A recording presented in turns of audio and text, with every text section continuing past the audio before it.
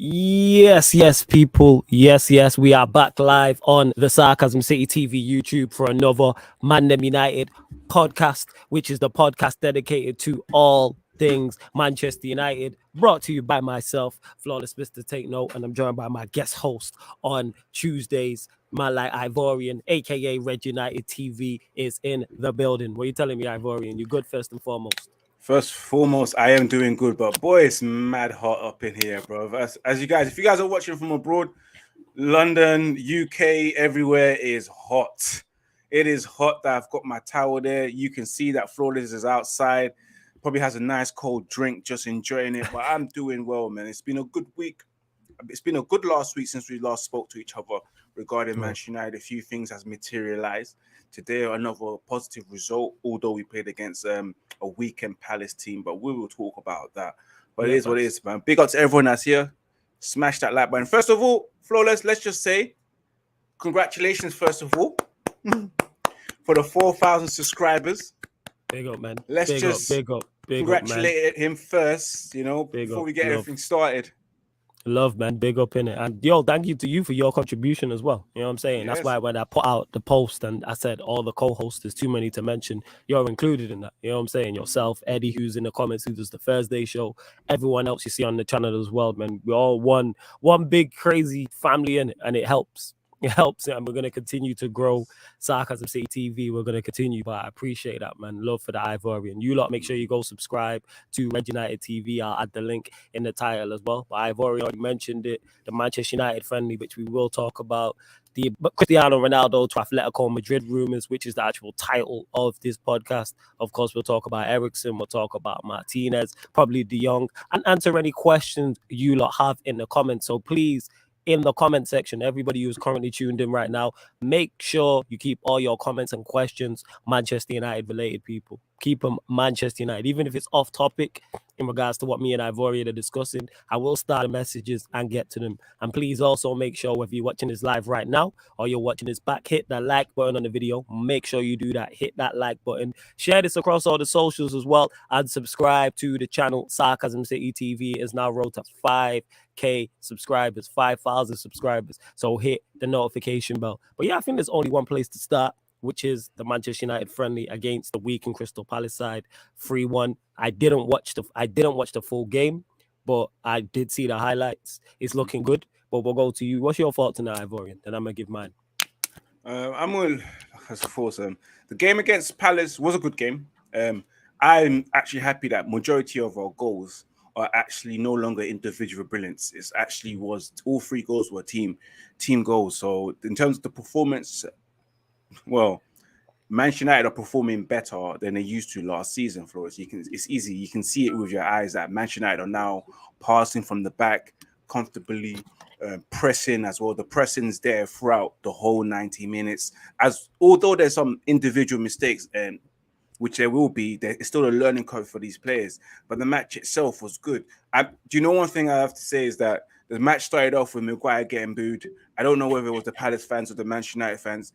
I like to believe that it's the Palace fan because we don't boo our own players. You know what I mean? Innit? There's no good in that. We don't do that. That don't help.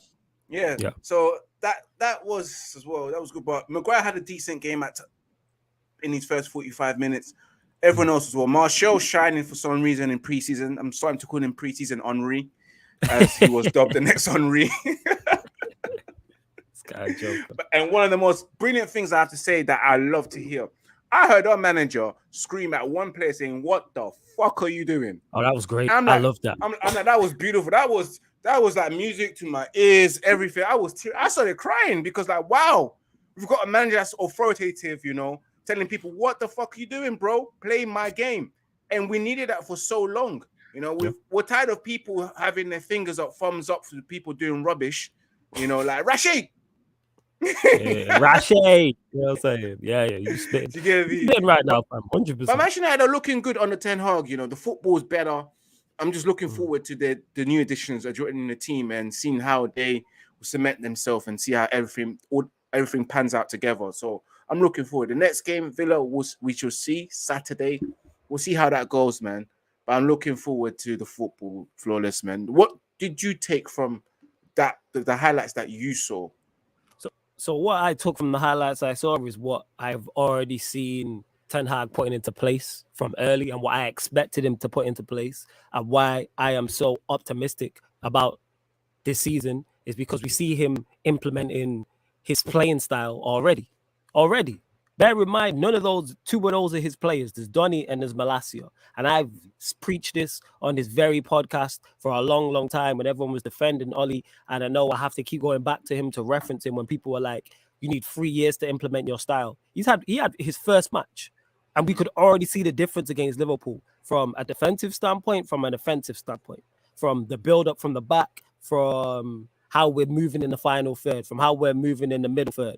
Like all of these things, it's really easy, people. It is that easy to implement your style because you can tell your fullbacks, we'll just use them as an example what to do, right? When the goalkeeper has the ball, I want you two to do this. I want my centre-backs to do this. I want my sixes to do this. I want my 8 to do this. That's really easy. Now, whether they do it to a high level or not, or are capable of doing it, is a whole different conversation. But that's what I'm most pleased about, is that we're seeing patterns of play. We're seeing an actual style, which gets the most out of everybody. Whether you think a player is poor, below average, average, good, great, top class, world class, systems help. I've preached this many a time as well. In 2022, football is a system-based game, people. Nobody thrives at the highest level in football, in European football, without a system surrounding them. Whoever your favorite player is, I bet if we did a European 11 or a Premier League 11, all the players that we'd mention are in great systems. If we look at the 2 best teams in this country, they have fantastic systems with fantastic managers. Yes, you need individual talent to carry out at a high level. But there's a reason I use City as a prime example. When them players go and play for their international teams, they don't look the same. De Bruyne don't look the same. Diaz don't look the same. Cancelo don't look the same. Rodri don't look the same. The list goes on and on and on. And not all of a sudden are they bad players, because no, De Bruyne is quality. We know Diaz is quality. We know Cancelo. But systems is key. Same with Liverpool, with your Jordan Henderson, with Salah, with Mane, with Firmino. The list goes on and on and on. So that's what I'm most pleased about. And the players seem confident as well. It seems they have the new manager belt and that new lease of life. And I believe he'll get the most out of what we have. I've said it before, I say it again. I think the major problem with the Manchester United team is we are a squad full of squad players.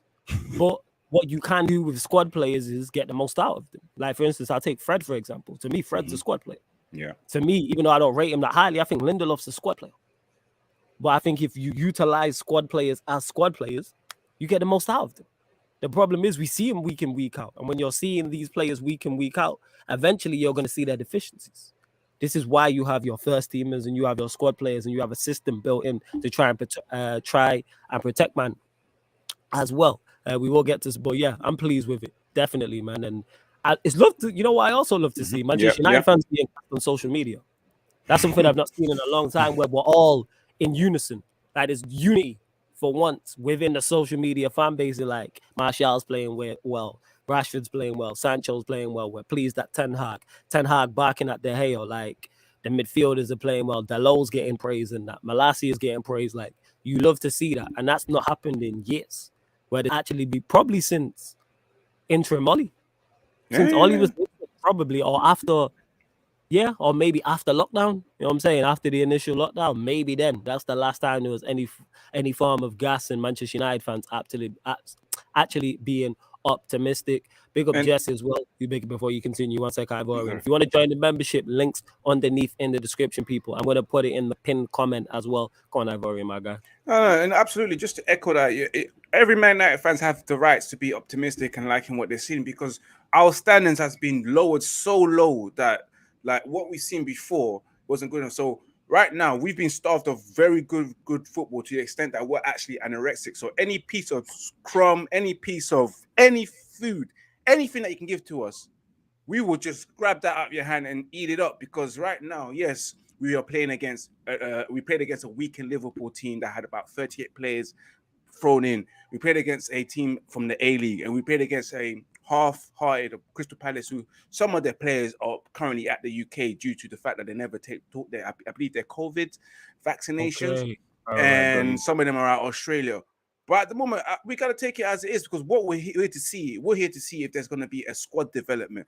Can we see a philosophy, and we are seeing that philosophy. So Manchester United fans have every right to be on the bounce. But again, we shouldn't get too carried away, because I can imagine if we play the first game of the season, we happen to get moved to, I can see the whole world screaming out Ten Hag out, the whole media going crazy on Manchester United. So we have to take it game by game, patience. But one thing I'd say I loved about Manchester United right now, there's certain players that have been impressing me, especially the youngsters. Zidane Iqbal is one of them that's really impressed me.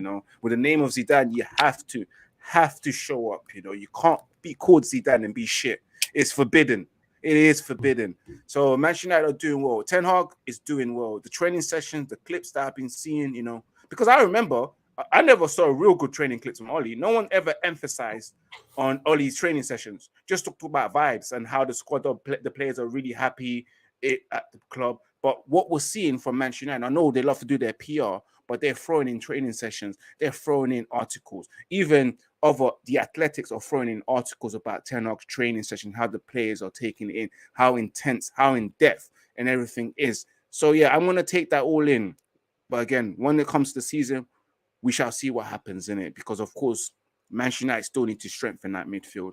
You watched the game against Palace as well. That midfield needs strengthening. I can't go another season with seeing a McTominay in midfield, hiding all the time, not showing himself, not making himself available, hiding in between two of the opposition players as always. And Fred as well, as good as he's a squad player, we still need better to actually connect that midfield to defense, to the attackers. Because again, we said it before, Manchester United team, Polo, Donut, whatever you want to call it, we need to fix that midfield. But I'm optimistic right now. I'm glad. I'm happy with what I'm seeing so far. Flawless. Yeah. I am. And that's okay. And that's a very level-headed approach to it. And that's my approach to it. I'm very happy with what I'm seeing. Yes. But I also understand it's preseason. This is why I'm not getting carried away. All eyes are on that first game against Brighton. All of this means nothing if we go 2-0 down to Brighton inside 20 minutes. All of this means nothing if we go 2-0 up. Like, nobody's going to be remembering them preseason games.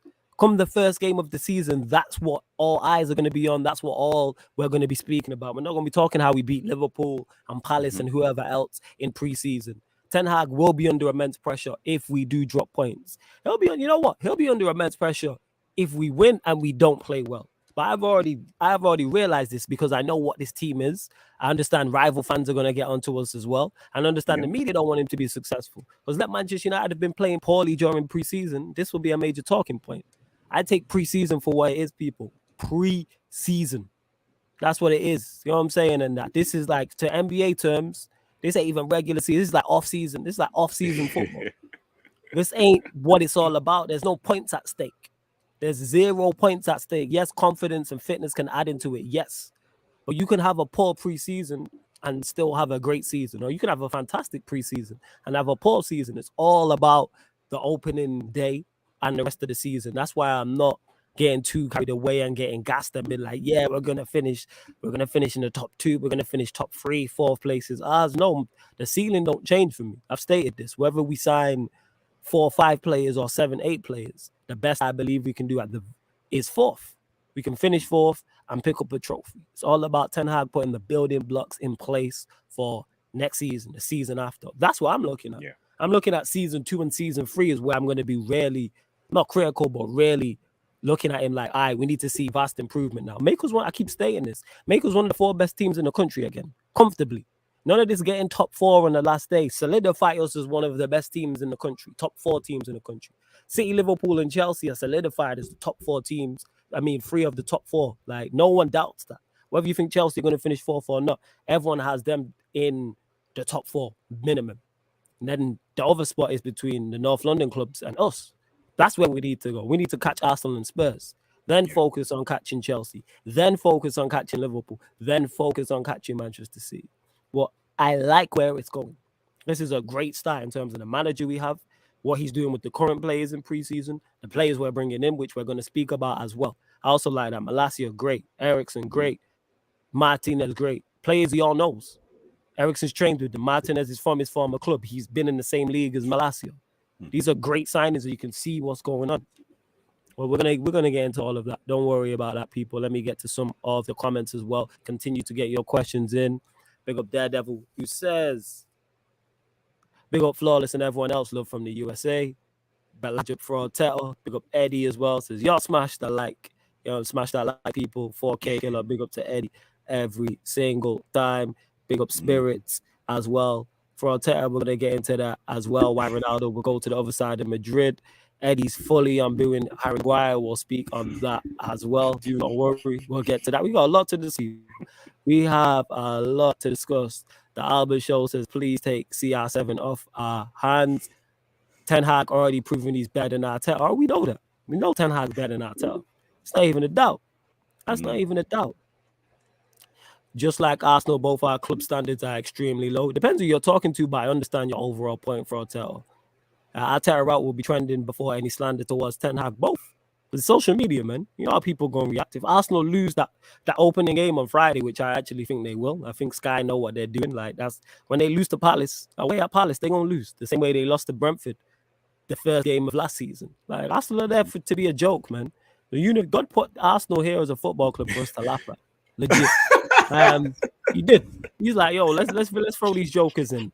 The gap between 4th and 5th was 12 points last season. Yeah, top 4 is a possibility for us, says Ramek. We'll get to that as well. But let's get to the title of the video. Cristiano Ronaldo to Athletico Madrid rumors. So these rumors popped up stating that he would be interested in going to Athletico Madrid. Diego Simeone would be interested in having him, but Athletico Madrid need to shift 2 attacking players to get him on the books. These are all rumors, people, so nothing is concrete. We're just talking about what social media has been saying and what journalists have been saying and the rumor mill. Talk to me, Ivorian. Your fault. First of all, seeing that link is a bit like, wow, Ronaldo, are you that desperate to leave Manchester United that you are willing to go to Atletico Madrid, who do not favor you in terms of the style of play?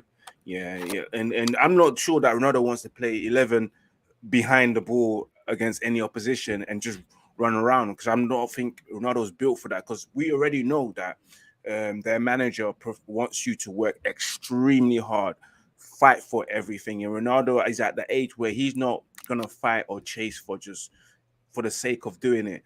On top of that, Ronaldo moving to his rivals, it's a bit like, wow, you want to destroy your Real Madrid legacy and go to a rival, which he was close to doing the same thing with Manchester United.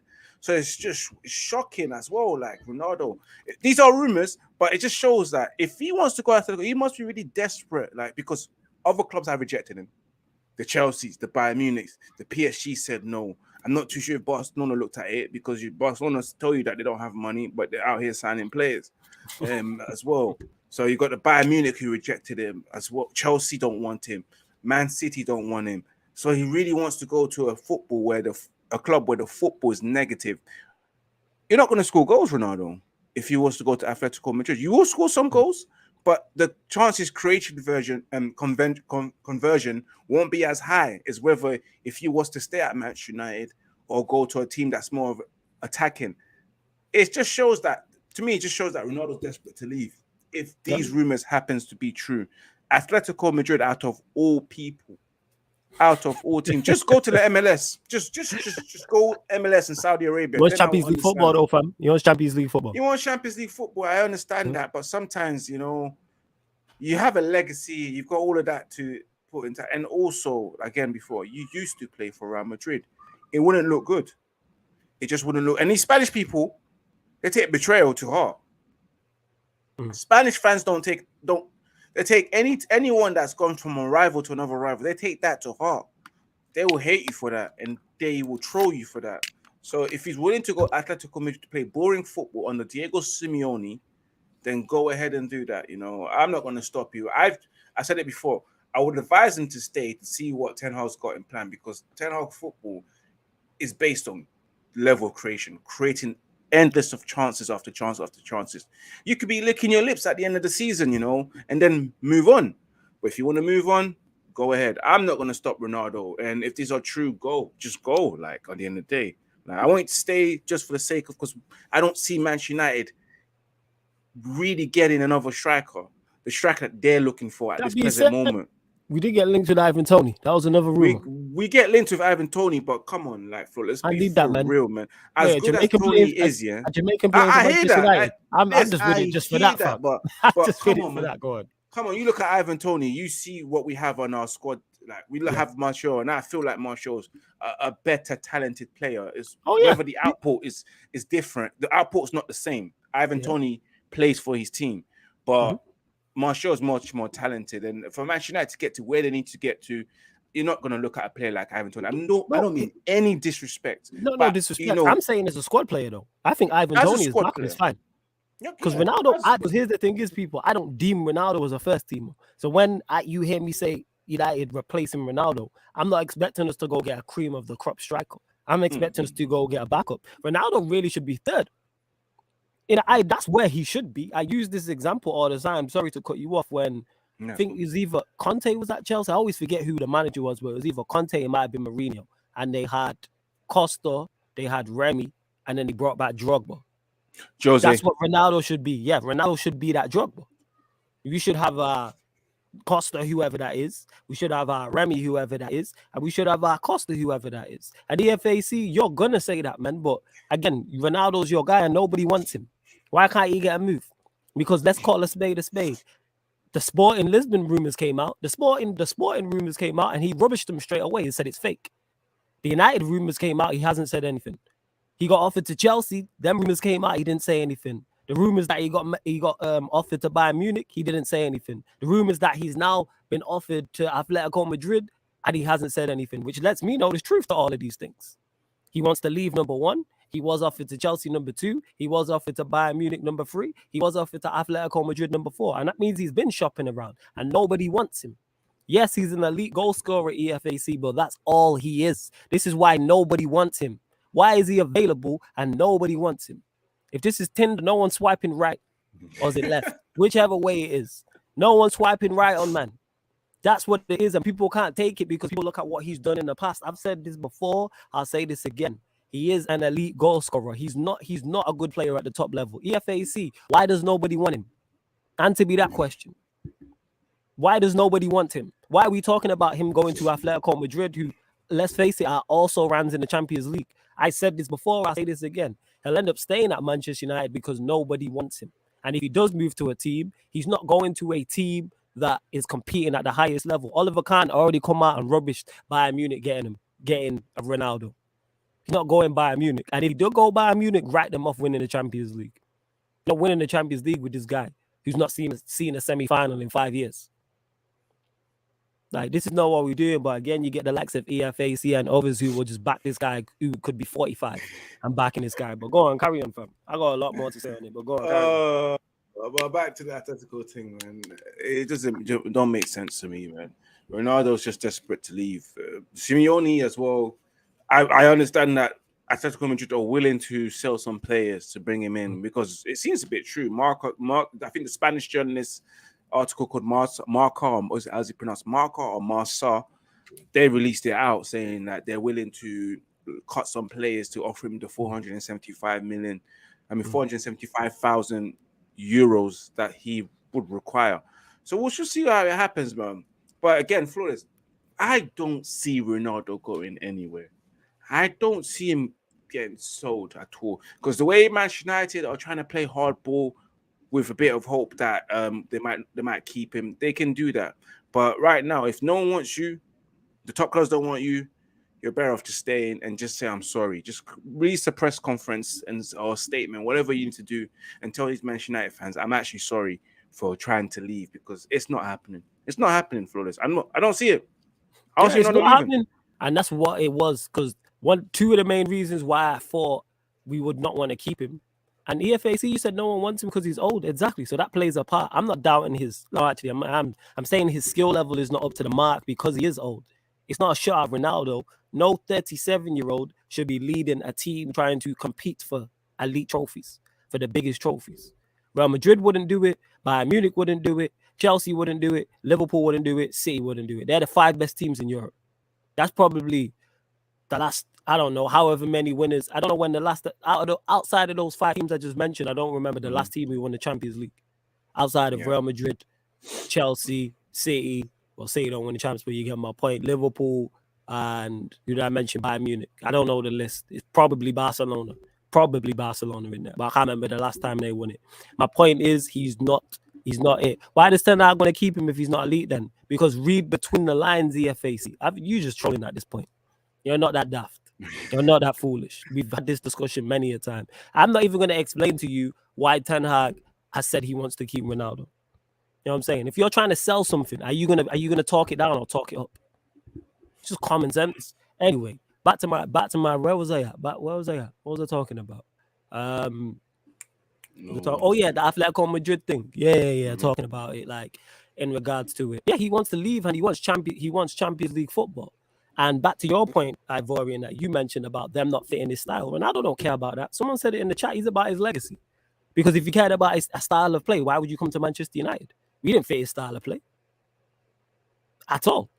Because we didn't have one. Well, he didn't know this, so either he thought he was good enough to turn it around, or he didn't do his due diligence. Either one of those things is wrong regardless. He's just not it anymore. And it's not just a shot at him. I don't want any striker at 37.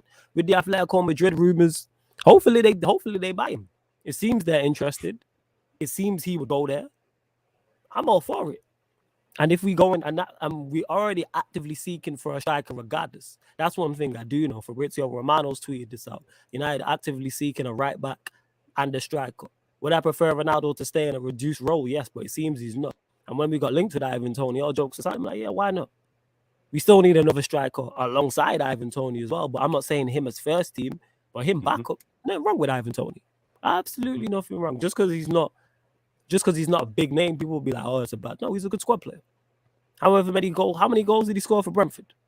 I'm not sure, 15? you know. I think it was 15. Look. Was it 15? Yeah. Ivan Toney. Like, or something like that.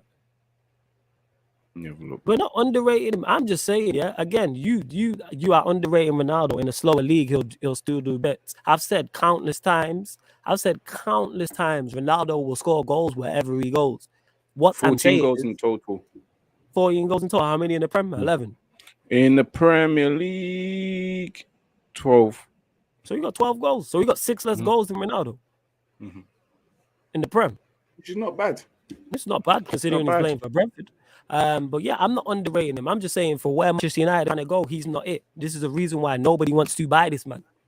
He's going to and look at the teams he's linked with any Vim. Atletico Madrid, Napoli, Sporting. Also runs in the Champions League. None of them man are favorites. None of them man are top 5. None of them man are top 10. I'm saying we played Atletico Madrid. They're not a good outfit. They're not a good outfit. Sporting. Did they win their league? When they won the Portuguese league, did they not? I don't even know. I'm not sure. I ain't even sure. Well, yeah, I'm just saying he's not it. All right. So if lots of club want him, call EFAC. I'm done talking to you about it. Okay. Do what you want. Big up Flawless East Africa in the house. Big up Theo, man. Love to see my Eastern African in the building. Love that. Calvin says, CR7 going to Atletico Madrid. Would he want to risk that with Real Madrid? Or is this rumors put there for Real Madrid to come in for him like last year? No, it's because Ronaldo will do what's best for Cristiano Ronaldo. I'm not mad at it. He would have went Manchester City. Manchester City would have put an official contract on the table and we didn't bid for him. He would have went to Manchester City. Loyalty in football is dead people for the most part. Most players will do what's best for them. And I understand that the same way most clubs will do what's best for them because this is a business. It's a what have you done for me lately sport. This ain't no nostalgia thing. I know people get involved in their feelings and their emotions. I think this is Ronaldo of 08, but it's not. This is Ronaldo in 2022. He's 37 years old. You should not be leading the line. And this is why Oliver Kahn came out and rubbished them links. Not good enough. But I hope Atletico Madrid come in for him. Can they clear the 2 strikers if they make a serious bid? Do United move him on? Potentially. Ten Hag said he wants to work with him, of course. Ten Hag also said Harry Maguire's had successes. So we want to just pick and choose what we want to believe from time to time. It's like serious. It's like read between the lines, man. Read between the lines. Hopefully it happens anyway because I believe with him we're a better team. And it forces. You look better without him as well. You look better without. You can't play no fluid front three with Cristiano Ronaldo in 2022. You know what I'm saying? This ain't BBC Ronaldo. This ain't Ronaldo with Benzema or Bale and at Real Madrid. No, when they were free-peating. It's not that. It's not that. This is him at 2022, and he's too old. Simple as that. He's too old to be leading the line. Now, again, as a super sub and a squad player and playing the odd Europa League game here or there or the odd Premier League game and the domestic cup's cool. He could have a major part in us winning the Europa League or winning the FA Cup or a League Cup. But leading the line, nah. So, yeah, go and get Ivan Toney. And I'm so gassed that Manchester United are looking at striker. Whether it's Ivan Toney or someone else, that lets me know Ten Hag's identified the area and gone, yeah, we need another striker, which we do. So, yeah, Ronaldo does what is best for him. We obviously do, like I said before. Like we're short on strikes. With two strikers who's no longer in our squad, and then you've got Ronaldo's future. All you've literally got is Martial, and then I would hate to see Rashford play up front with his back to goal. You know how I feel about that. Yeah. You know how I feel about that. And that's about it. We don't really have the option, so we definitely do need someone to come in, and it definitely could potentially be that Ivan Toney, the squad player that we need, someone that can come in, fill in the void, and actually impact the score goals. And you never know with Ivan Toney. I did discredit him, but you never know. Again, I've seen his talent. He's technically gifted as well. He's got the right technique. He's a good player, so he might bang at Manchester United. You just never know. Those kind of moves might just make your career. And he's young enough. You just never know. I would never. I'm not discrediting him. He's 26 years old. I've seen what he's about. It's that I always want the best in class. The best in class doesn't have to be a household name. Mm-hmm. It could be an unknown gem, but it happens to be the best in class. Facts. That's what you have. That's what you have a recruitment team for. That's what your management has his own idea. I mean, your manager has his own ideas as well in regards to what he wants to bring in and how he wants to run it. 100%. Albert says the City rumors were Pep never really wanted him. CR7's agent pulled off a blinder. I believe they looked at it. I believe they looked at it because he fits what they're trying to do, but they never made an official bid. I think it would be foolish of City, who are looking for a striker, not to look at it. But I wouldn't say it's cap. We are seeing Jorge Mendes going around flaunting his players. Right now, as we see. So, what makes you think he never done it? He did the same thing last season. He went around flaunting his players, saying, like, "Do you want Ronaldo? Yes or no?" Yeah. Simple as just tell me yes or no. He probably done it to City. By the time Manchester United heard of it, they snapped real quick. So yes, I don't think it's a cap. Last season, he was probably close to joining City. As long as if they put the contract on the table, matched the bid, he would have went there. Saying says big up Flawless. Even though it's preseason, it's a good look. Yeah, man. We were saying this earlier as well. It is preseason, but it is preseason, but we're not getting too carried away.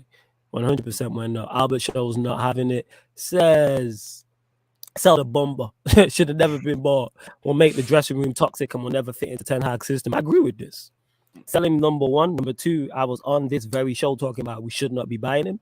I don't know about him making the dressing room toxic. I'm not going to go that far. Do I believe he fits Ten Hag's system? Not to a T, no, for it to perform at the highest level. So I agree with 3 of the 4 points you've made there. Yeah, Mac, I know he's throwing it. That's why we just let man talk in it. You know what I'm saying? Man can say what he likes in it. I'll say at this point, if you're backing Ronaldo in 2022, I don't know what to tell you. Calvin says it's a cutthroat industry. Absolutely. Dominic says, how many assists does Sancho get this season? I'm not sure. I find it tough. I believe he'll have a good season, though, yes. But again, it depends further on further recruitments. Eriksen's now here.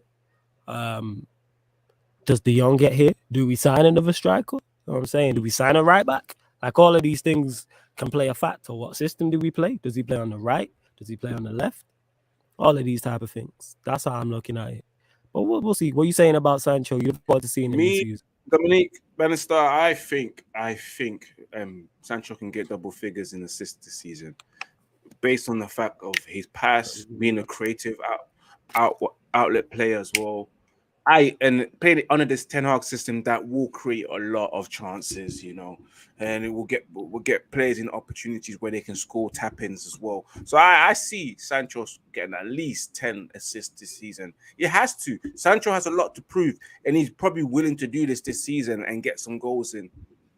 And and you even look at Dalot as well. If you saw what Dalot did today, the assist as well, he's also on rate. Thank you as well. And even Marcelo as well. Marciela, he's crossed to Dalot. It just shows that Sancho as well will get the opportunity to get assists, double figures. I'm confident, man.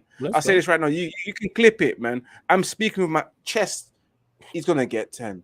Let's get go. me. Let's go. I'm looking forward to seeing him this season because the talent's there. It's just all about putting the system around him. Aaron says we're playing football again, bro. Shout out the ice cream van. We're playing football again. I shed a tear. Yo, love Aaron, but I did see it. Make sure you go check out Aaron's channel as well. He shed a tear. Aaron, let me know if you want the link as well. You can jump on, fam, if you're about. I'll send you the link. Totally up to you, my brother. Make sure you go subscribe to his channel as well. But yeah, I think this is what people don't understand is we've not played football with a system for yonks. So it's like now we can't believe our luck. It's like being in an abusive relationship for years. And then the next partner you get with buys you a chocolate bar from the shop. You can't believe it. You know what I'm saying? Absolutely. You're over the moon. You're like, for me. You know what I'm saying? And that, like, that's what it is. Legit. That's what it is. 100%. Keep going. One sec, guy, boy. Keep going. One sec. Talk about, we spoke on Athletico. Ronaldo to Athletico. Yeah, talk about that. And then, I'm trying to think. Yeah, Ronaldo to Bayern as well. Mention that. Both of those things. Bayern Munich. Yeah. Talk about 1 sec. I can still hear you. 1 sec. Well, first of all, guys, even though I don't believe that I've ever seen Cristiano Ronaldo linked to Bayern Munich, because I'm clearly much sure that my man, the CEO, whatever his name is, what's his name, Oliver Kahn, he's the one that said that we are not interested in Cristiano Ronaldo. Do you get me? And I believe that should be the same situation because Bayern Munich themselves have just signed Matthias de Ligt. So I don't see Bayern Munich signing the striker. I know that Lewandowski has gone to Barcelona, which means that Bayern Munich are in need of a striker, but it won't be Cristiano Ronaldo. You know, you even see it that Julian Nagelsmann says that he will have the final answer, you know, in terms of taking Cristiano Ronaldo to Bayern Munich. He came out that 2 days ago saying that as well. But he's probably definitely going to rule it out. It's just not going to happen. Football, the philosophy, everyone gets involved, everyone gets stuck in. I don't see Ronaldo fitting into the system. I know Ronaldo can finish off really well, score as much goals as he can. But for Bayern Munich to solely base everything on Ronaldo, because as you know, guys, I've always said this before, Ronaldo's like a vacuum, just vacuums all the goals that's from your top playmaker. Like for example, Bruno Fernandes the season beforehand scored numerous amount of goals. Rashford scored numerous amount of goals, but Rashford, him depleting it on his own merit. But again, as you seen, other strikers as well got themselves involved. All of a sudden, Ronaldo gets there. He's a top goal scorer. Everyone else is under 10 goals. Same thing that happened at Juventus. So you can see that Juventus themselves, they came out and said, it's a relief that Ronaldo's left because everything was about Cristiano Ronaldo. Bayern Munich is about the team. There is no I in Bayern Munich. Actually, there is an I in Munich, but there is no I in team, as I was saying before. So I don't see it happening. Julian Nagelsmann will not take this. But moving on from that, Ronaldo can go around fishing, finding for the move. But guys, I see Ronaldo staying. I don't know what you guys are saying, but I definitely see Cristiano Ronaldo staying at Manchester United, turning up probably at the end of pre-season after the tour, saying, how you doing, guys? I'm sorry. Something happened, of course, and I do believe that maybe I'm not going to badmouth, but I do genuinely believe, and I want to genuinely believe that he's got family issues that he's resolving, as he saw before during the season, during January, February, the game before Tottenham, one of his youths passing away. So I believe he's got some family issues right there. So once he comes back, he will. But Ronaldo, again, I say this again, Ronaldo can score goals at Manchester United. He can kind of fit into the Ten Hag philosophy because all he needs to do is just be in that position to score the goals, because the amount of chances that I can see Manchester United creating will be double the amount of last season. So he can get his 20 goals next season. It's a matter of time. It's whether he wants to believe and stay and fight. And I've said it before. Ronaldo came in here saying that he wants to make Manchester United great again. Be a man of your words and make Manchester United great again. You know, you can't just leave and jump ship just because Manchester United are no longer in the Champions League. Before you came to Manchester United, you knew we were shit. You knew we lost the Europa League final.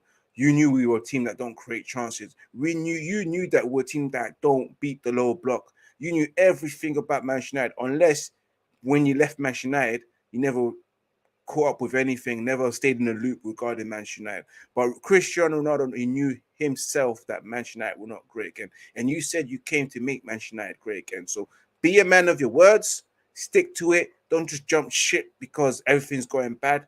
Come here and make Manchester United great again. It doesn't mean Manchester United need to be in the Champions League to make Manchester United great again.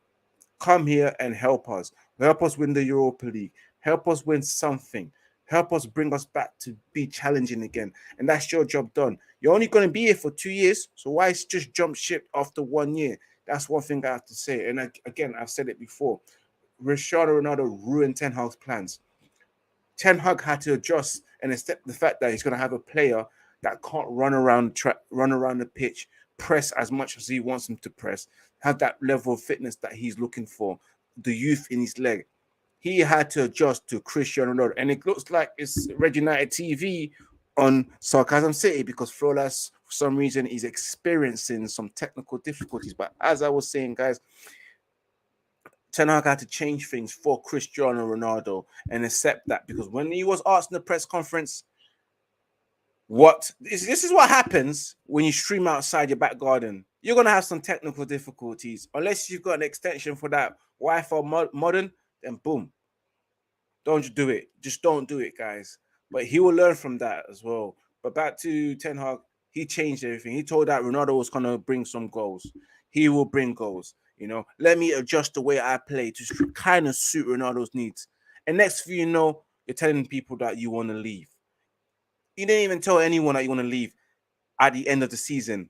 Bang in the middle of a transfer window where people are about to go to pre-season, you have made Ten Hag somehow have to change and go to a plan B or plan C, knowing that he was planning with you, planning having Ronaldo up there. How are we going to alter our philosophy? I'm thinking that Flawless just messaged me. He said he'll be back in 1 second. Again, guys, he's having technical difficulties. I'm going to read the chats. You know, I don't know if I got control of this, but again, Albert Shaw says that Sancho will replicate under Erik ten Hag what he's done at Dortmund, especially if he's playing with Malacia or Dalot or Klaus. Klaus apparently, guys, which we will talk about it later on, apparently he's agreed a deal to Olympic Marseille. Fabrizio Romano came out earlier this morning tweeting it. So we'll see what happens with that. I'm hoping that Manchester United can probably hijack because we need a right back. Samuel says that he ain't going back to the team. Carl Vendino says that the CR7 thing has been dragging. When do you think it should be resolved? It needs a concrete decision, leave or stay. These rumors isn't helping anyone. Ten Hag needs clarity as soon as possible. Calvin, I believe that it is now. This should be resolved. Why are we waiting all the way until the end of the tour, until everyone comes back to Manchester United to continue their training for it to be resolved? It should be resolved right now. Sell him or not sell him. Again, I don't mind if Ronaldo stays. Don't mind if he leaves. Because I've seen how many since 2008, 2009, a good 10 years plus without Ronaldo. So I'm used to it, you know. Even in the big games last season, I was used to not having Ronaldo there. For some reason, something always turned up when it came to the big games against City or Liverpool. He was there for the Arsenal. He was there for the Spurs. I don't remember him being there for the Chelsea game. But we shall see. Billy says as well that CR7 will make the team suffer. Look how crucial Martial is to the attack, linking the play. He can't wait for the final action. And when he can't contribute to getting there. And you know what? You're absolutely right, Billy. I know people out here have their thoughts on Anthony Martial. 8 seasons and he hasn't really turned up. He's only turned up for about 2 or 3 good seasons. But again, Ronaldo, again, I said it before, Ronaldo does make team suffer. He vacuumed everyone's goals. You look at Karim Benzema right now, shelling since Ronaldo's left. Juventus are scoring goals freely since Ronaldo left. He does have that. Ronaldo does have that. But the one thing Ronaldo does gives you back is goals in return. And you saw today's game, the game against Victory as well, the game against Liverpool, how crucial Martial is. Even the season that Martial scored 24 goals, you saw how crucial he was to the build-up play, holding the ball, setting up players as well, running, the pressing as well. So he will be crucial to Ten Hag as well. If we can get another striker that's way better than Martial, I will encourage it. EFAC version 2 says Ronaldo will make United great again. My brother, he wants to dip. He wants to jump shit. Albert Shaw says that he won't fit. Plus, no way Eric Ten Hag is playing him in the middle. He will have to play on the right wing and press, which he can't do now. He's just a poacher, Portuguese Inzaghi. He literally is. You know, that's a really good way to call Ronaldo the Portuguese Inzaghi. It is what it is, man. Big up Flawless has just come back.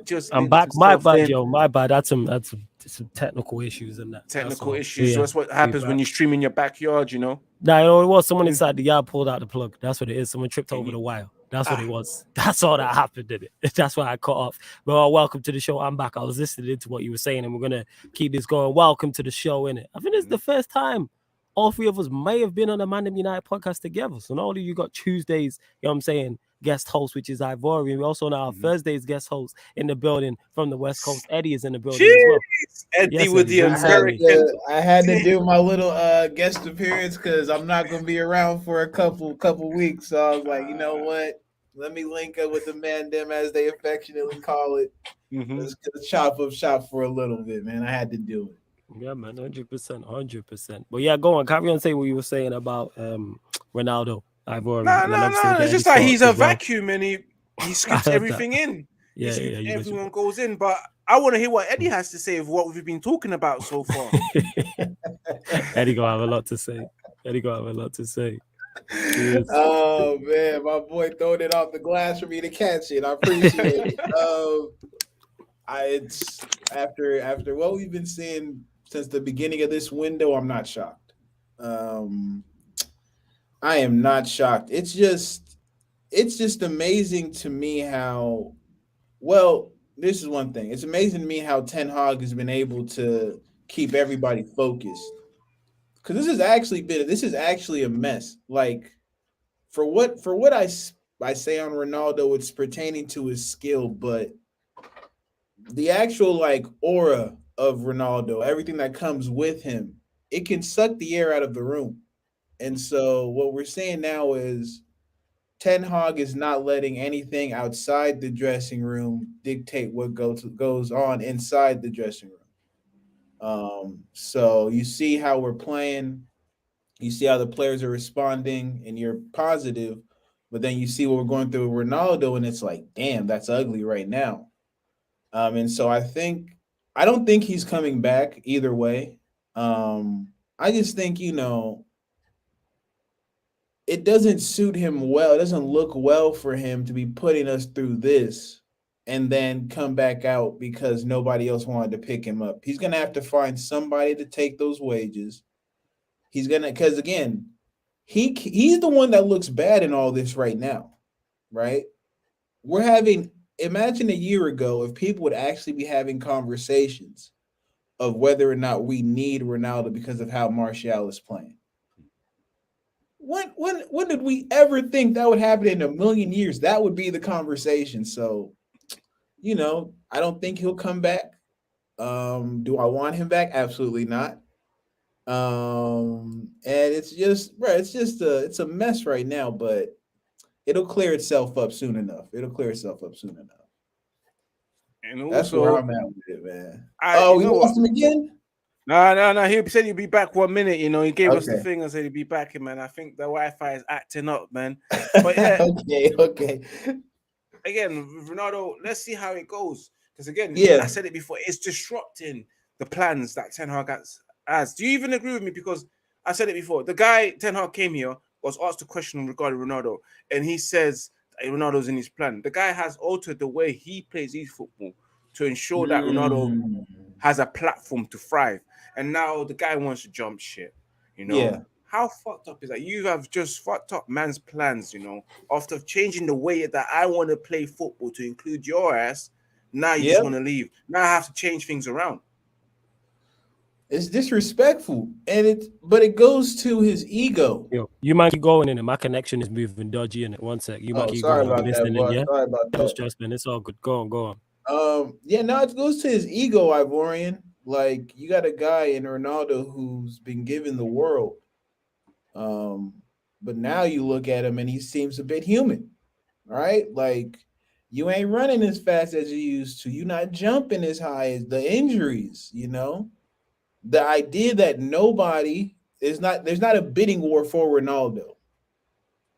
That's what I think is messing him up right now more than anything is that we said Bayern, we went down the list. We went through all the ops to the people who, are somewhat, of course, big players in this footballing space, but my man is tapped out of options.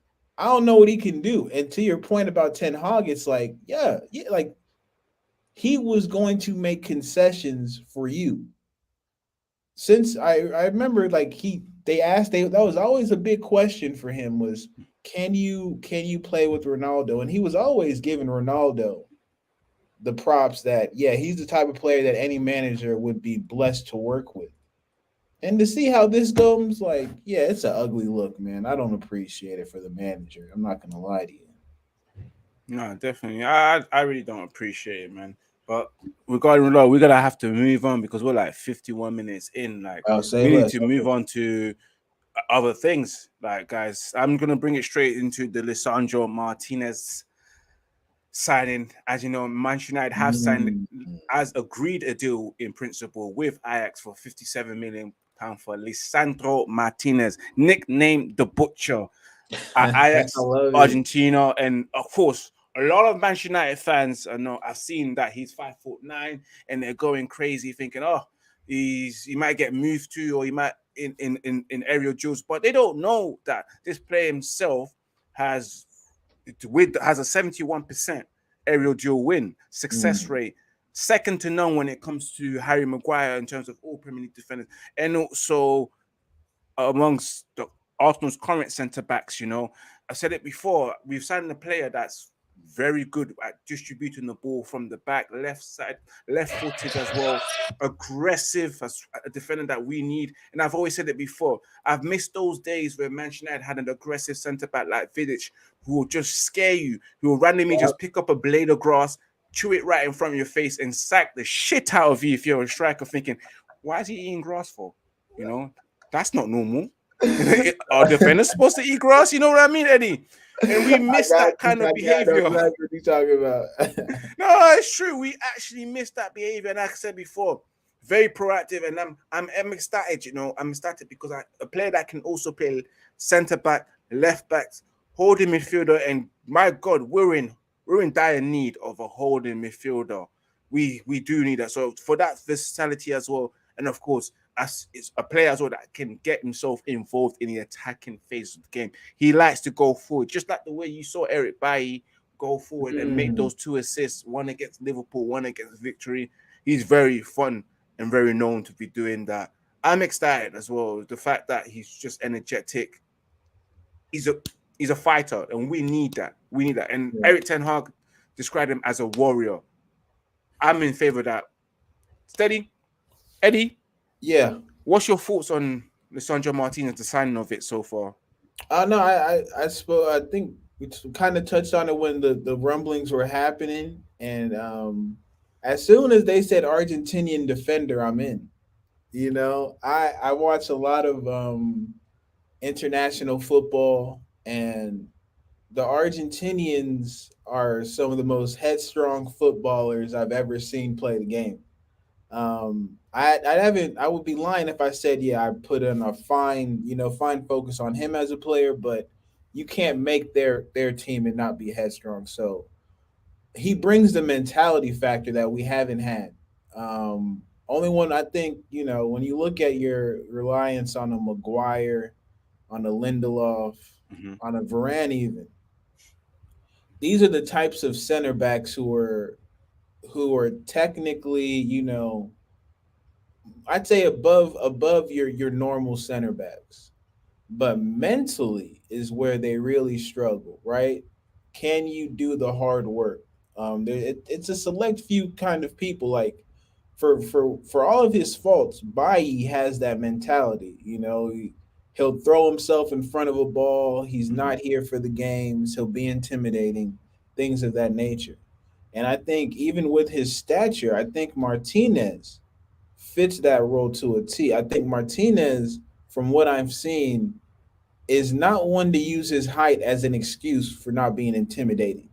Absolutely. He gets on the ball, and like you've talked about, if you have a 71% aerial duel win rate, even if that comes down a little bit because you're in the Prem and you're in the 60, 64, 65-ish percentile, that's not doing too bad. In addition, he offers, playmaking with the ball at his feet. So that entire package has me excited, and I think soon he'll become the staple in our back line. Like, I think he'll be the one that we don't have to necessarily question about his fitness, about his decision making, because I think he understands what the manager wants and needs from that position, and that'll put him in favor for a lot of opportunity. No, absolutely. No, me as well. When I say this as well, I'm not put back by the fact that he's 5'9", because you don't need to be tall to be a very good centre back in the Premier League. You need to have the qualities in terms of, are you able to read the game really well? Can you read the game? Are you good at tackling? Do you have the pace that's needed in the Premier League for you to thrive? Mm-hmm. And he has that in terms of his qualities.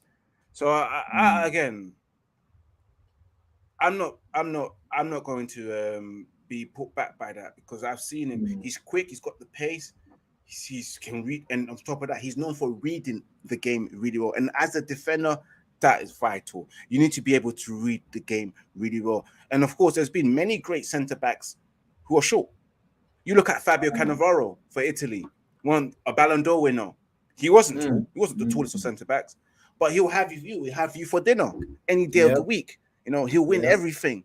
He's a defender. He needs to do that. And Lisandro Martinez has the qualities to actually come to the Premier League and demonstrate it. I know it's a new league, but again, he's not unfamiliar with the system that's in place. The system that is in place, he's familiar with it, so it's not going to put him back. The only thing he needs to adjust to is the rhythm of the Premier League, to know when to go for the ball, when to pull back, because of course, some people, when they come from one league to another. Thank you. Dels even said Pure as well, not the tallest, but Pure is everything. John Terry is not the tallest as well, but he wins everything aerial. So people shouldn't really be put back, because height shouldn't put you back. It's the qualities of the defender. As I said before, can he read the game really well? Can he read the opposition really well? Yes, he can. Is he aggressive enough to move you out the way, which he is? So I'm looking forward to that. Before Flawless comes in, because I want to get Flawless's take. I don't know if Flawless, you got any of what I've just said regarding Lisandro Martinez. I was listening. Yes. What's your take on it? Are you feeling it? Absolutely. Like, I laughed in the comments. That's why I put a comment about Eddie saying as soon as they said Argentinian defender, I'm in. That's what it is. It's all about. Yeah, man, it's all about profile. And you mentioned the Ivorian in terms of Eric Bailly, and Eddie mentioned it as well. Eric Bailly is the only aggressive centre back we have. And you need that partnership where you want your aggressive centre back and then you want your sweeper. Bailly is the only aggressive one we have. Varane's not like that. Lindelof's not like that. Maguire's not like that either. So it's all about profile. Add on top of that, he's left-footed, which gives us a nice balance. You mentioned the Ivorian, him being good on the ball. Ten Hag knows him as well. He's one of Ten Hag's soldiers. So why would I be opposed to Ten Hag bringing him in? With the whole height thing and people saying, oh, he's 5'8", he's 5'9". Some people are trolling. So I hear that. Yeah, it's funny. Ha, ha, ha. I'd probably be on the same boat if he signed for someone else. But the fact that people are taking it serious, thinking because he's 5'9", he can't be successful. Peter made the comment, and I've said this. If Martinez gets to he's here now. If he's unsuccessful at Manchester United, it won't be because of his height. It won't be a height thing. Not in the slightest than that. It won't be a height thing. It will simply be because he's not good enough. That's what it is. You know what I'm saying? And like that's you can lose a header but still do enough to put the attacker off. and people Absolutely. act like that's not part of defending. He just needs to be smart. And where are these big 6 foot+ strikers who are going to be bullying him anyway?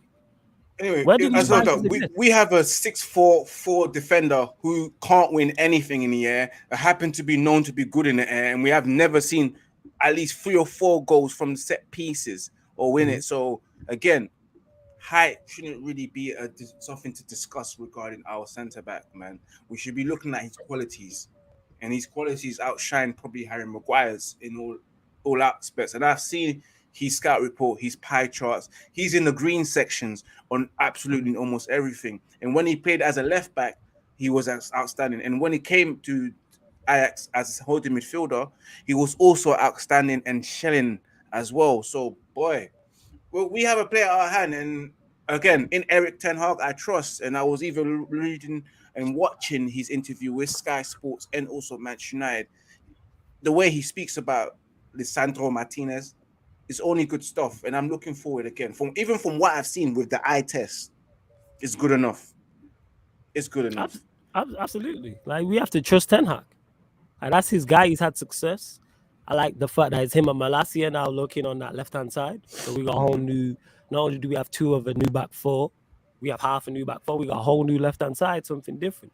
And then when you throw Eriksen in the mix, like you said, we throw potentially a right winger, potentially a De Jong in there as well. All of a sudden, the team's looking mighty different. You know what I'm saying? Whether it's Rashford down that side, whether it's Sancho, whether it's somebody else, all of a sudden we look better. But yeah, with the Martinez deal, I'm fine with it.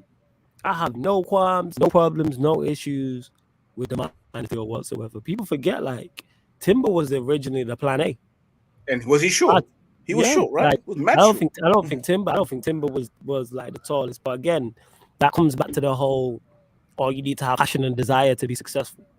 It's the same thought process and that same stupid thinking that you have to be 6 foot plus and physical and quick and strong to be successful. Look at City. They are not pace and power.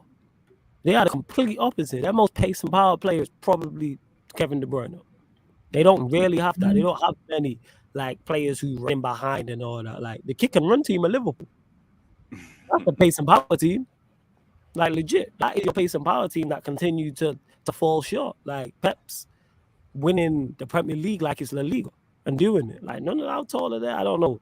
I know Stones and Diaz and Laporte, they're not exactly like 5'9", but they're not 6'4", 6'5". You know what I'm saying? And so that's how I'm looking at it. Like I said, people are trolling and the fact that people want to get us goes to show we're doing the right direction. Because when Ollie was here, no one was making jokes about Ollie. No one was making jokes about Dan James. We weren't a threat. In fact, people are already trying to slander Ten Hag and come with the funny names about Ten Hag and mention Martinez's height and, you're just going to be Ajax 2.0. People are concerned. You know what I'm saying? People weren't concerned. We weren't a threat under Ollie. Who was dissing us? Absolutely nobody. Because he seen us as a joke. You know what I'm saying? It was like, Ollie, we want you to stay right tear and all that. It's ridiculous. It is bigger worldwide red shows as well. Says Ahmad over. Can you hear me and see me okay, yeah? I'm good. Yeah, I can hear you. We can see you. Good. Ahmad over Alanga for me all day in Ten Hag system. I think that's without doubt. I think we all want to see Diallo and see how he plays. 100%. Top Reds are stressed when McTominay was being picked. They said the manager was seeing something different. All of a sudden, they can't stand Ghana being on the bench because people just want to complain. He's 2 games in.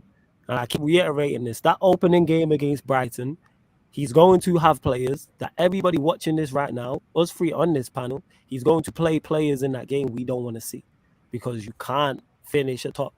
You can't change a whole 11 in one window. It's impossible. So we're going to see a Maguire, a Lindelof, a Shaw, a McTominay, a Fred, a Bruno, a Rashford. We're going to see some form of mix of those players. Whoever you don't rate, you're going to see. And social media is going to be up in arms. But that's all. People just want to complain on that. People want to complain on that app. But yeah, people getting onto Diallo about the friendly. I don't know. Like, people are on some foolishness. They are. But yeah, I've already going to go to you. Eriksen deal. But I don't think we spoke. Have we spoke on it? No, we haven't spoke since we've completed that he actually has signed and etc. All right, talk about the Eriksen deal. As I said earlier on, I think it was 2 or 3 weeks ago. I'm happy for Manchester United to go for Christian Eriksen, especially the fact that it's a free transfer because we need some of those free transfer gems. I'm looking at Eriksen again, looking at his profile himself. He fits into Erik Ten Hag's way.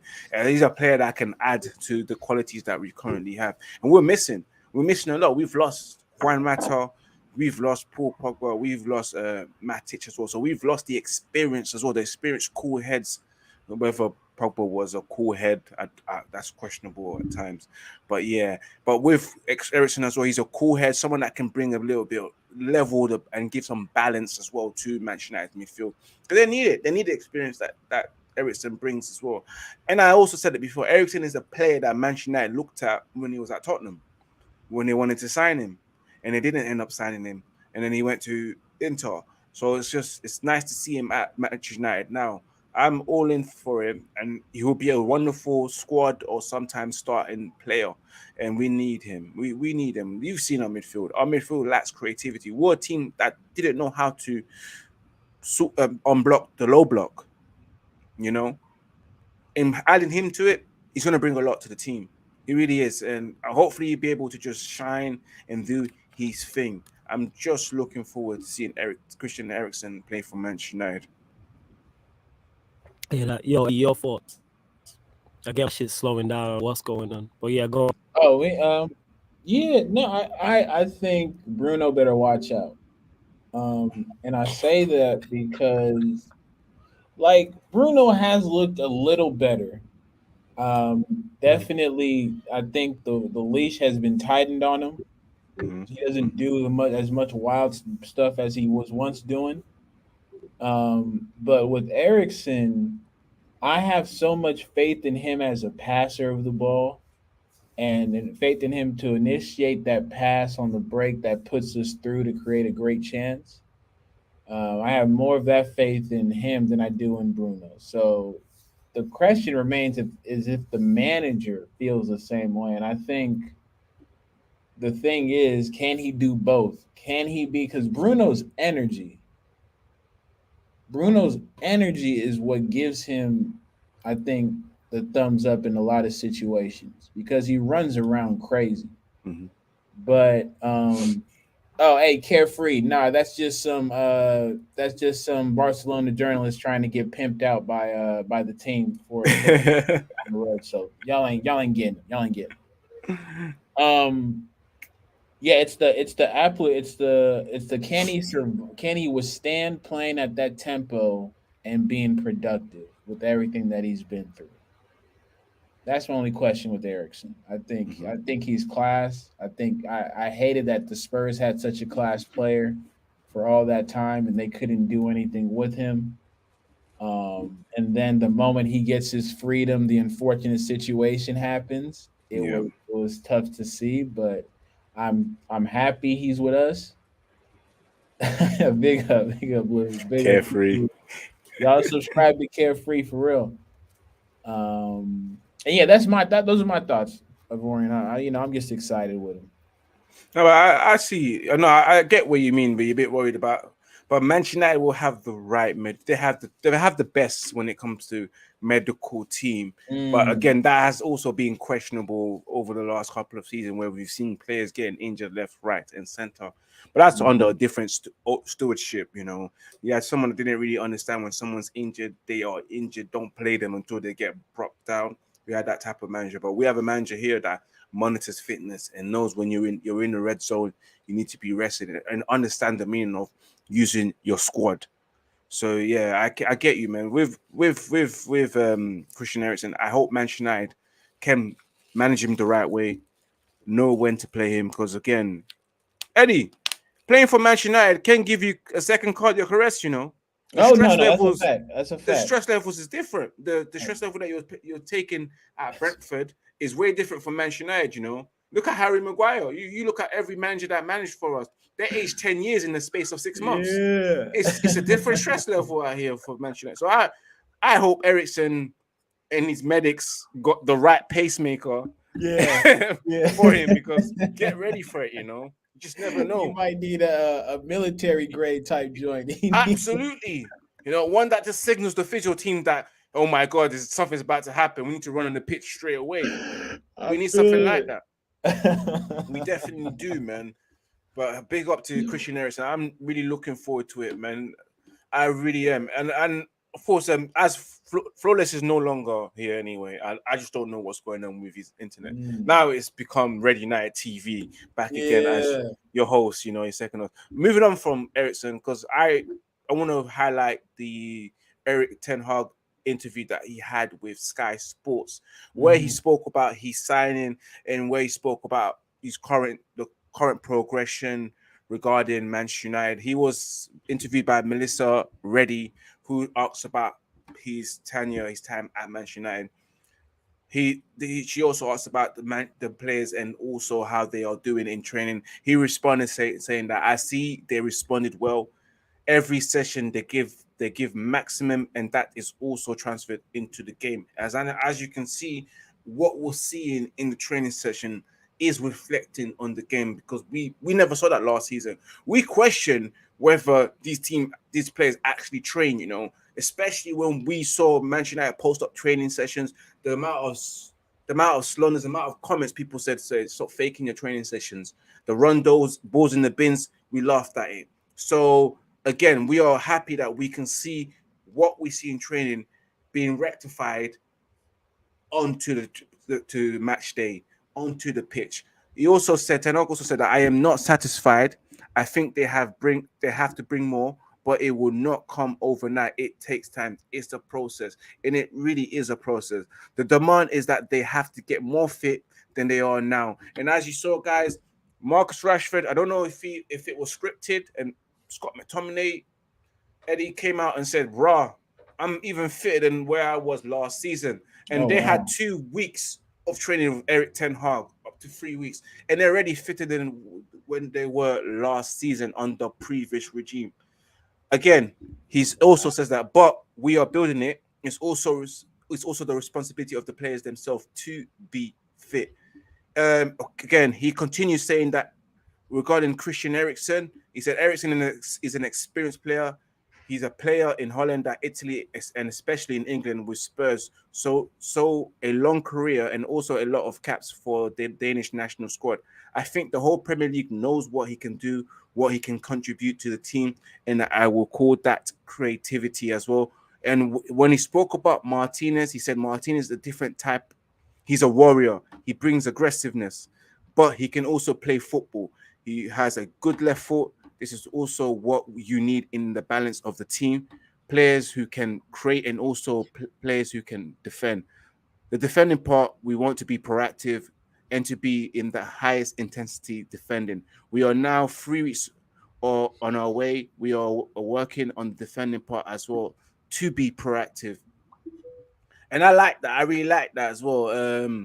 When he spoke about as well, he's also spoke about the best of the most perfect situation is when you start preseason with a squad fully equipped, but the most of the time that's not the fact of football. So I am realistic. I have to deal with the facts. And he's talking about not having all the players that he wanted. He gave Manchester United one job, Eddie, one job before he came in. I think as early as when the season ended, as soon as he won the league, he said, "You know what? I'm not going to jump on the parade of Ajax. I got a next job. I'm going to fly to Manchester and start touching base with the board." He gave them one job before he took a holiday and said, "Know what? These are the players that we want." And look at it. We're in July. What?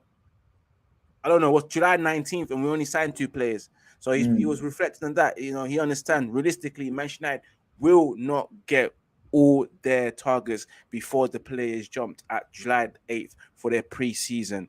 But regarding the comments that he made regarding the new signings and also the start of life at Old Trafford and players being fit and training session, what's your take on Erik Ten Hag's interview, Eddie?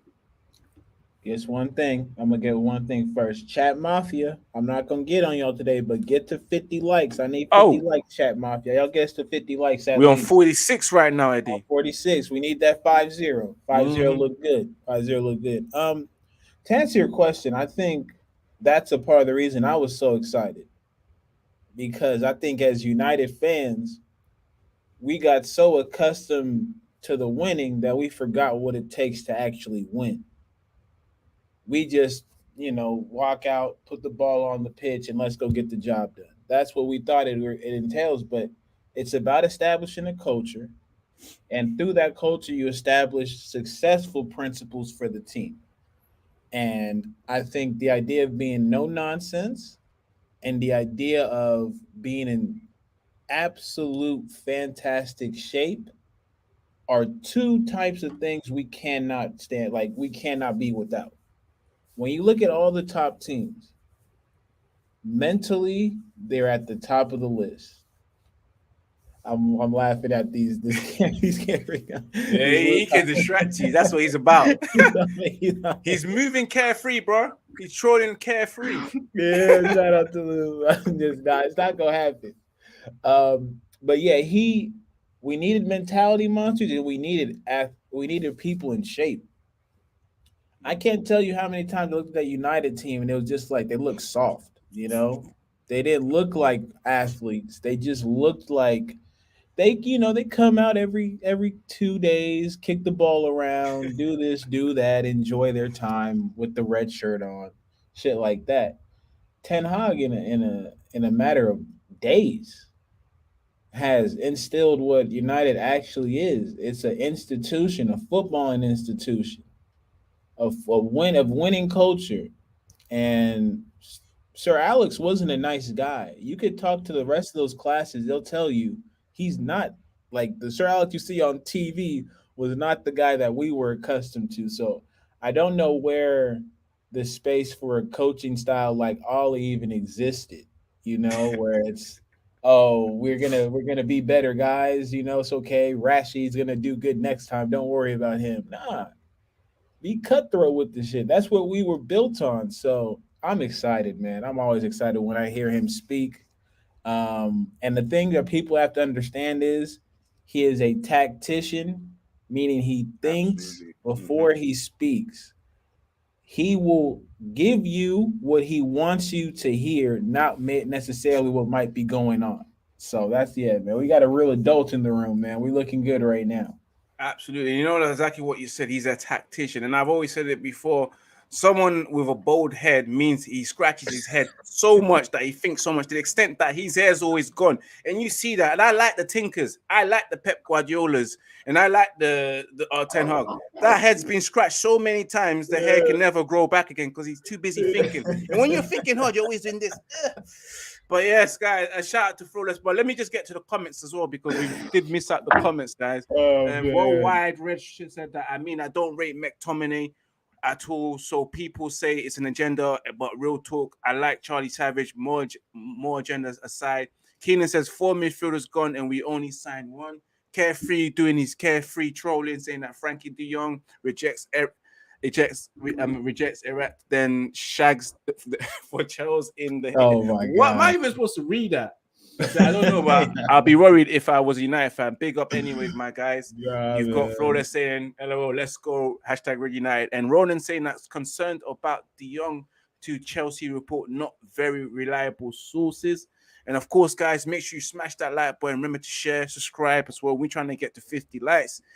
But Eddie, what are we on right now? I think we close, man. I think we close. Chat Mafia got us to 51. There we go. And of course, Carefree saying we are afraid we're talking De Jong. And one Don says, I love Ten Hag for how he do press conferences when he wants. And I'm going to pass it back to Flawless. I've talked a lot. Yeah, Flawless, you're back on. One sec. I'm just trying to sort out my ish. One sec. Okay. All right. Yo, you hear me okay, yeah? But we can hear you, bro. But obviously, you're a bit lagging sometimes. But we can hear you. Moving a little laggy. I don't know what it is. The StreamYard's moving dodgy and that. That's why I couldn't get back on. That laptop in or whatnot in it, but it was fine in it. But whatever, man. You know what I'm saying? We move. If push comes to shove, I jump. It seems to be moving a bit more smoother now. Man will jump on the phone. But I heard what you man was saying. Large up Lewis in the cut talking about De Jong. Like, yo, we ain't you lot in it. We don't get hijacked for players in it. That don't happen over here. That don't happen over here. Innit? You must think we Chelsea or Arsenal. That's a West London thing. That's a North London thing. Innit? That don't happen in Manchester, innit? Yeah. That's a West London. That's the blue half of West London and the red half of North London. Yeah, that's a North London thing and a West London thing. It don't happen in South London, fam. We don't It get don't happen. hijacked. It don't happen in South Manchester either. You know what I'm saying? Or Southeast. You know what I'm saying? It don't happen. It don't happen. It don't happen. But yeah, to the guy who mentioned it and stated that we've signed one midfielder, we got rid of 4. I've been saying this. We needed midfielders with everybody who was here. Like we lost Matic, we lost Pogba, we lost Mata, we lost Lingard, you could say. So we lost, say, 2 10s at 8/10. Obviously, Pogba sometimes played 6 and a 6. So we needed 3 midfielders. I think not only do we need De Jong, Eriksen's here, De Jong, I think we still need another midfielder anyway in terms of quantity. I keep preaching this. Obviously, you can throw a youth player in there as well because we got Zidane, Iqbal, and Charlie Savage. We got those 2. So when you add those 2 into the mix, you could say, all right, that's 2. Eriksen would be 3, De Jong would be 4. I'm cool with that. I don't mind that. I'm cool with that. Like, absolutely. Grandmaster. Now we'll get to it because obviously some people join late. My apologies, though, people. Like I said, I was having connection issues, but here we are. We back. I don't know if it's already been said because I just joined, but Ronaldo, if he's working for Atletico Madrid, shows he's got no loyalty to anyone. Get him out. We did mention it. I would say Ronaldo. I'm not on that because I understand what football is. If you believed he loved the club and all this rubbish, you're daft.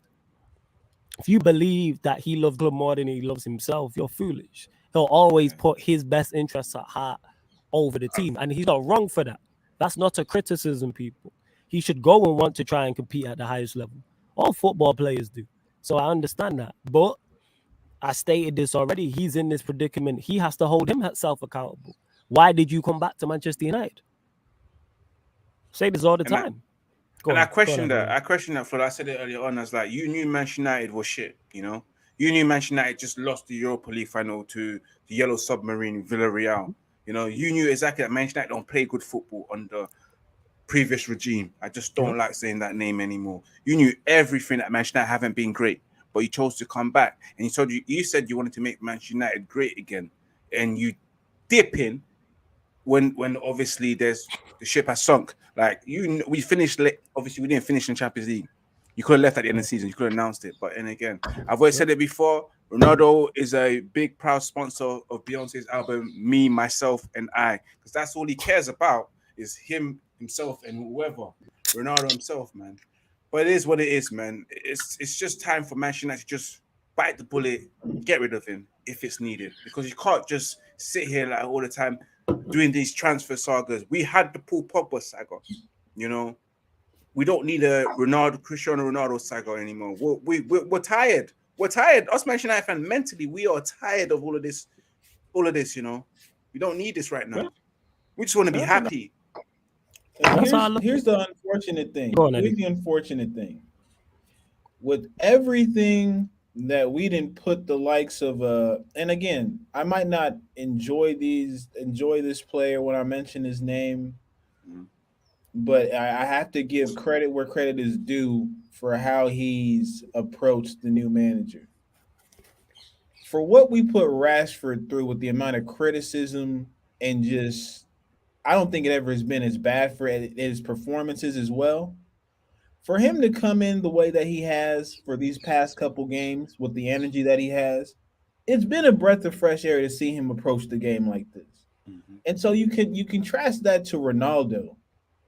And it's like, what are we doing here? If a guy like this, who we get, Manchester was, the keys of the city were given to him. Like, that's for what you think, Marcus Rashford, MBE, right? Is that that's how you say it? Yep. That's a valid distinction. Like, that's nothing to sneeze at. And he's had the mindset of, let me submit myself to the team. The ego is gone, I think, for him, right? He's been humbled to a degree. You can't get that with the Ronaldo. There's no, that ship has sailed. Like, he's having statues that don't look like him at this point. That's what he that's what he's worried. He ain't worried about him. My brother's getting statues that don't even look like him. So we can't change that one, but we gotta move on, man. We gotta move on.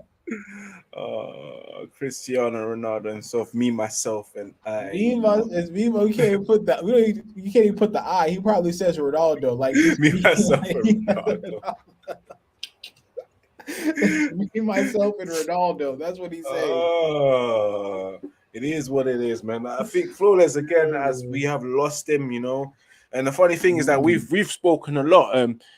Again, I can go on to another news of Manchester United again being linked with a player. They were saying Jonathan Klaus that was linked to Manchester United. Apparently, yesterday a deal was close, and Manchester United was in advanced talks. This came out from Daily Mail. That Manchester United are in advanced talks for Jonathan Klaus, but face a renewed competition from Marcel, who has submitted an improved 9.3 million bid. So I'm hearing that Marcel trying to hijack the hijackers. So that's what I'm reading right now. Whether this is true or not, because I know absolutely nothing about Jonathan Klaus. All I know that is that he's come out of nowhere for the last 2 seasons and finally was able to make his French international debut in March based on his performances of recent. Also was monitored by Chelsea and also Wolves in the last 3 months. He's a right back. And you just never know. I've never seen him play, Eddie. So again, it could be one of those ones where, you know, it could be those cheap transfers that are probably a gem, someone that can probably deputize for Diego Dalot or probably challenge him for that position. Well, I know absolutely nothing. I can't even talk about it. I don't too sure if you heard about the news as well with this Jonathan Klaus. I've seen his name floated around. But you know, United, we floated with everybody, and I think especially in that market because of what we did for the Malacia signing, they gonna start using us a little bit more over there. They gonna start trying to scare people into sending them real dollars first. Because United might have seen him.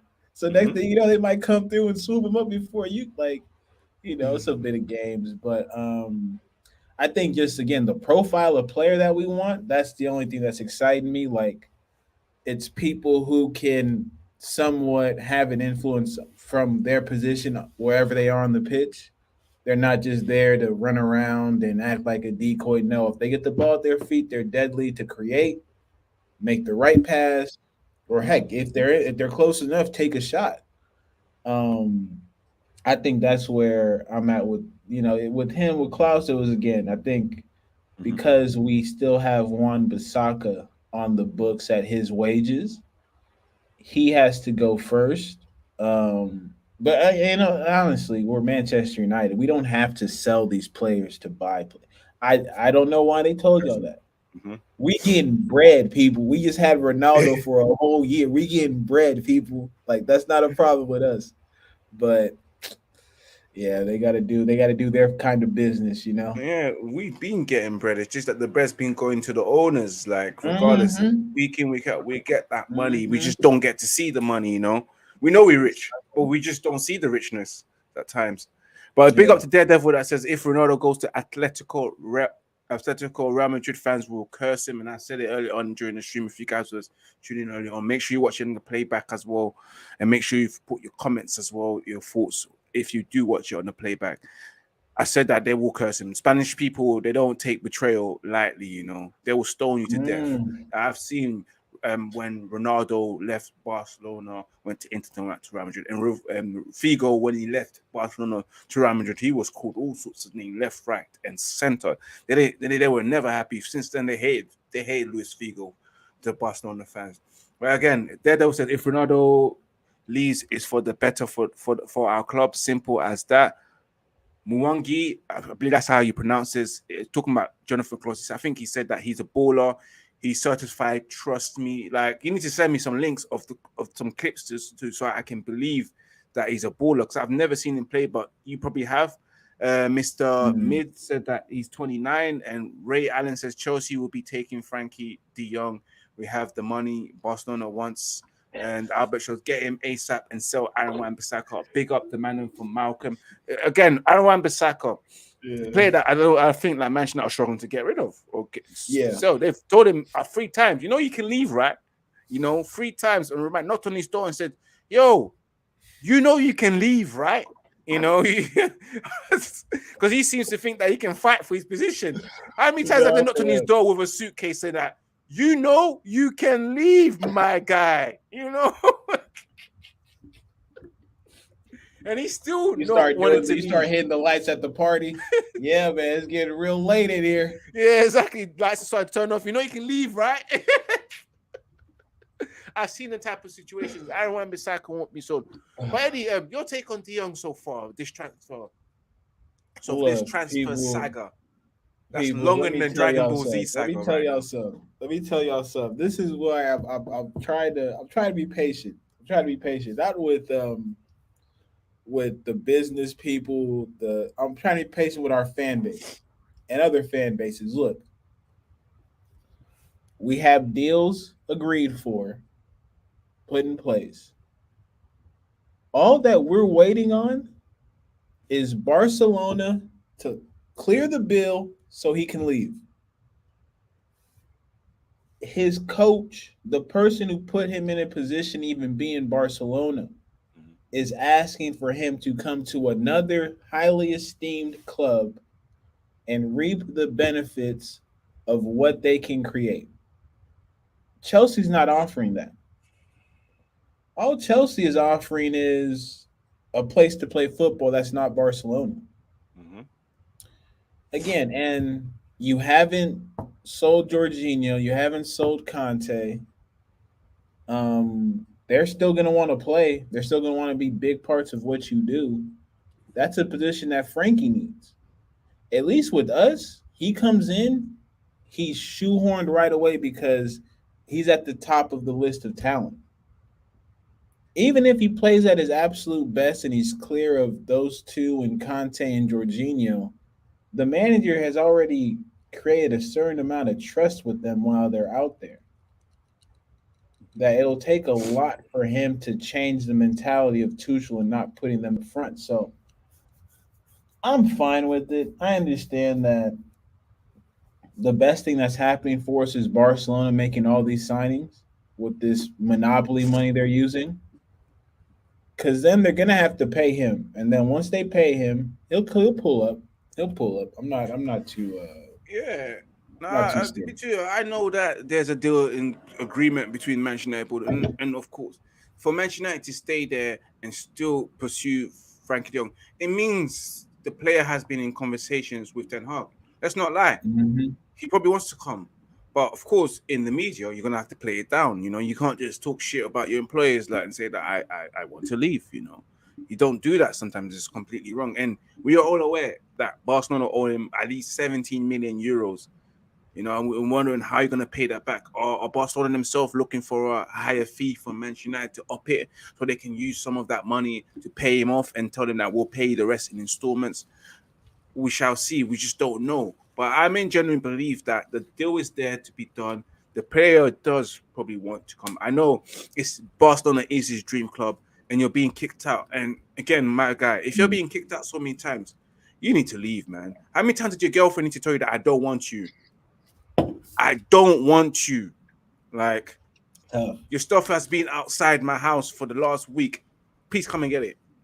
But here's the thing. Here's the thing. She's trying to kick you out, but she still got your black card on hostage. So you like, yo, until you give me the black card, I ain't going nowhere. Which is true. Which is true. Give me the black card and I'll leave. If you don't give me the black card, I ain't going nowhere. But how long? With me, bro. But I'm in genuine belief that this transfer will go all the way to the end. Flawless keeps coming in and out. I don't know if you're trying to have sex with your stream, having these intercourses in and out, in and out. Like, you need to make a decision, bro. You get me? Because we can't even end the stream without the guy being here. See, that's the funny thing. We're going to be here till all night until Flawless finally be able to log in and press end. Otherwise, we're just going to leave the studio. Just going to see a blank screen roll on until midnight, guys. You know, you just don't know. No, but it's the truth. It's the truth. Albert says, get him ASAP. So Michael said, big up the man. And I don't know. Says Mikel Arteta, love Arsenal, hate Kroenke. Says, question, why didn't Man United negotiators not do their due diligence and negotiate a lower fee and cover for Frenkie de Jong deferred wages in 40 to 50 million, and Man United paid the wages in 57 to 67 million in total? That's actually a good question. But again, we know that Manchester United and Barcelona want an exact amount to fee. That's for Barcelona to decide whether they want to use that 85 million pounds or euros that they receive, or whatever, 60 million, to use that money to pay off Frenkie de Jong. That's down to them. Manchester United don't have to pay that 17 million pound 17 million euros that's owed to De Jong. That's down to Barcelona to pay for it. So if it gives you 65 million euros, you take 17 million euros out of that and say, here, De Jong, take your cut. Because we're not going to do anything about it. What's your take on it, Eddie? And Flores is finally back. I just don't know if he's here to climax, bro. I don't know what going on, people. Like I say, I think my laptop's overheated. It was fine in it before it got unplugged inside the yard, but here we are, man. Man's here. Go on, Eddie. Say what you're saying. It seems like it's better. Bro. Big up to you two for holding it down. I appreciate it. Always. For me, I think I spoke on it before when it's like you have to set, it's called precedent, right? They call it precedent. You got to send a business precedent. If as an agent, because a lot of what is going on is because of the agents, right? The agent wants the business to go down a certain kind of way in order to establish that that's how business needs to be done when a player of this magnitude is involved. And so to have Barcelona say, you know what, Manchester United, give us that $17 million and we might give it to Frenkie. There's no assurances that he will get that money because that money goes for the transfer. It's not like they can be like, yeah, we'll section off. No, that's not Barcelona. Look how Barcelona is operating right now. And you tell me if Barcelona will get that man his money back. The moment he hits Manchester, that money vanishes, bro. Nah, man. That's what we talked about. This is broke boy behavior. Y'all know broke boy behavior. They wait for you to leave. That's how they get you. They don't pay you, and they wait for you to leave. Then once you leave, they're like, oh, man, I hope we forgot about it. And you might not even come back. It might have been a one-time pull-up session. You not coming back. You had no plans to come back. But they owe you money. They know you're not coming back. So it's just like, yeah, we'll write it. Like, nah, fam. You got to give me mines. Then I could be out of your hair. Because, again, they're putting it out there. They are really putting it out there that we want this player, this player, this player, that player, this player, that player. And they know he has to go.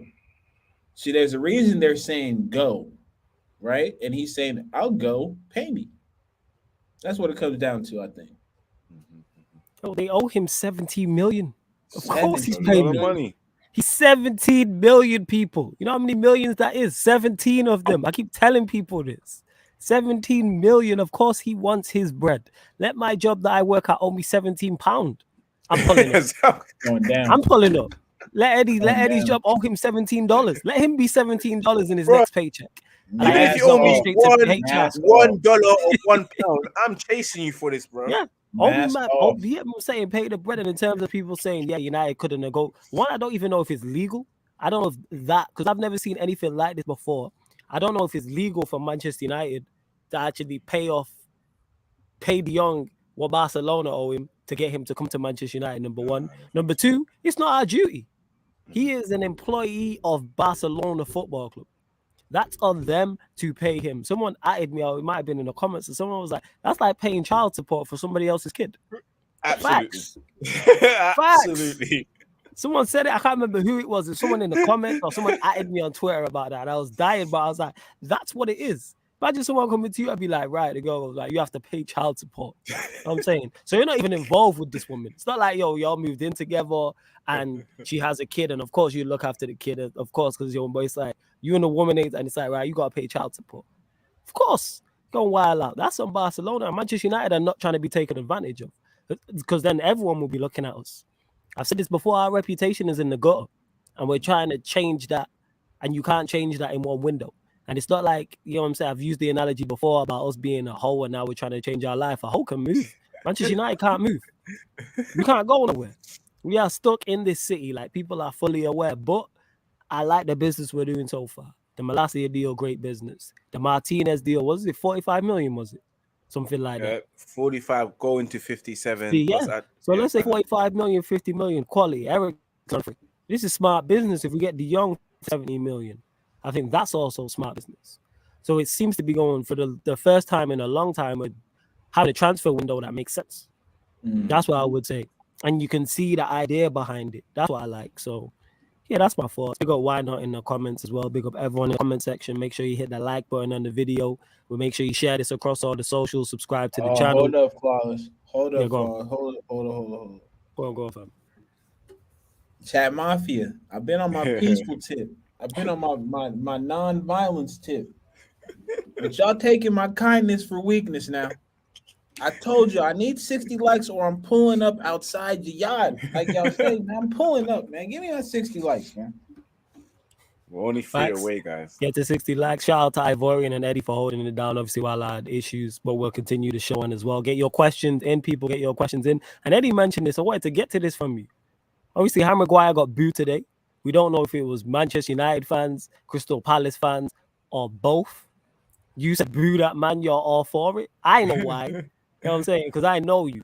But why boo him on the pitch? Talk to us. Why are you all for it? See, I think you know what it is. And it's nothing wrong. It's just like a culture, right? Like it's just culture. Because in the States, bro, we boo anybody. Let my fries come out cold. McDonald's, you're getting booed. You know what I'm saying? Let my mom say something wild while I'm hooping. You getting booed too. We boo everybody. Think what I'm saying? We boo everybody. So Maguire, he ain't nothing special. So for me, and I understand because again, how you see booing and how I think the soccer culture sees booing is the player will always be a reflection of the club, right? Always. And so to boo him is to boo the club. And what's the point at that point in time? Like, what's the point in booing everybody like that? I can get that. What I cannot get is the level of protection for him. The level of protection for him.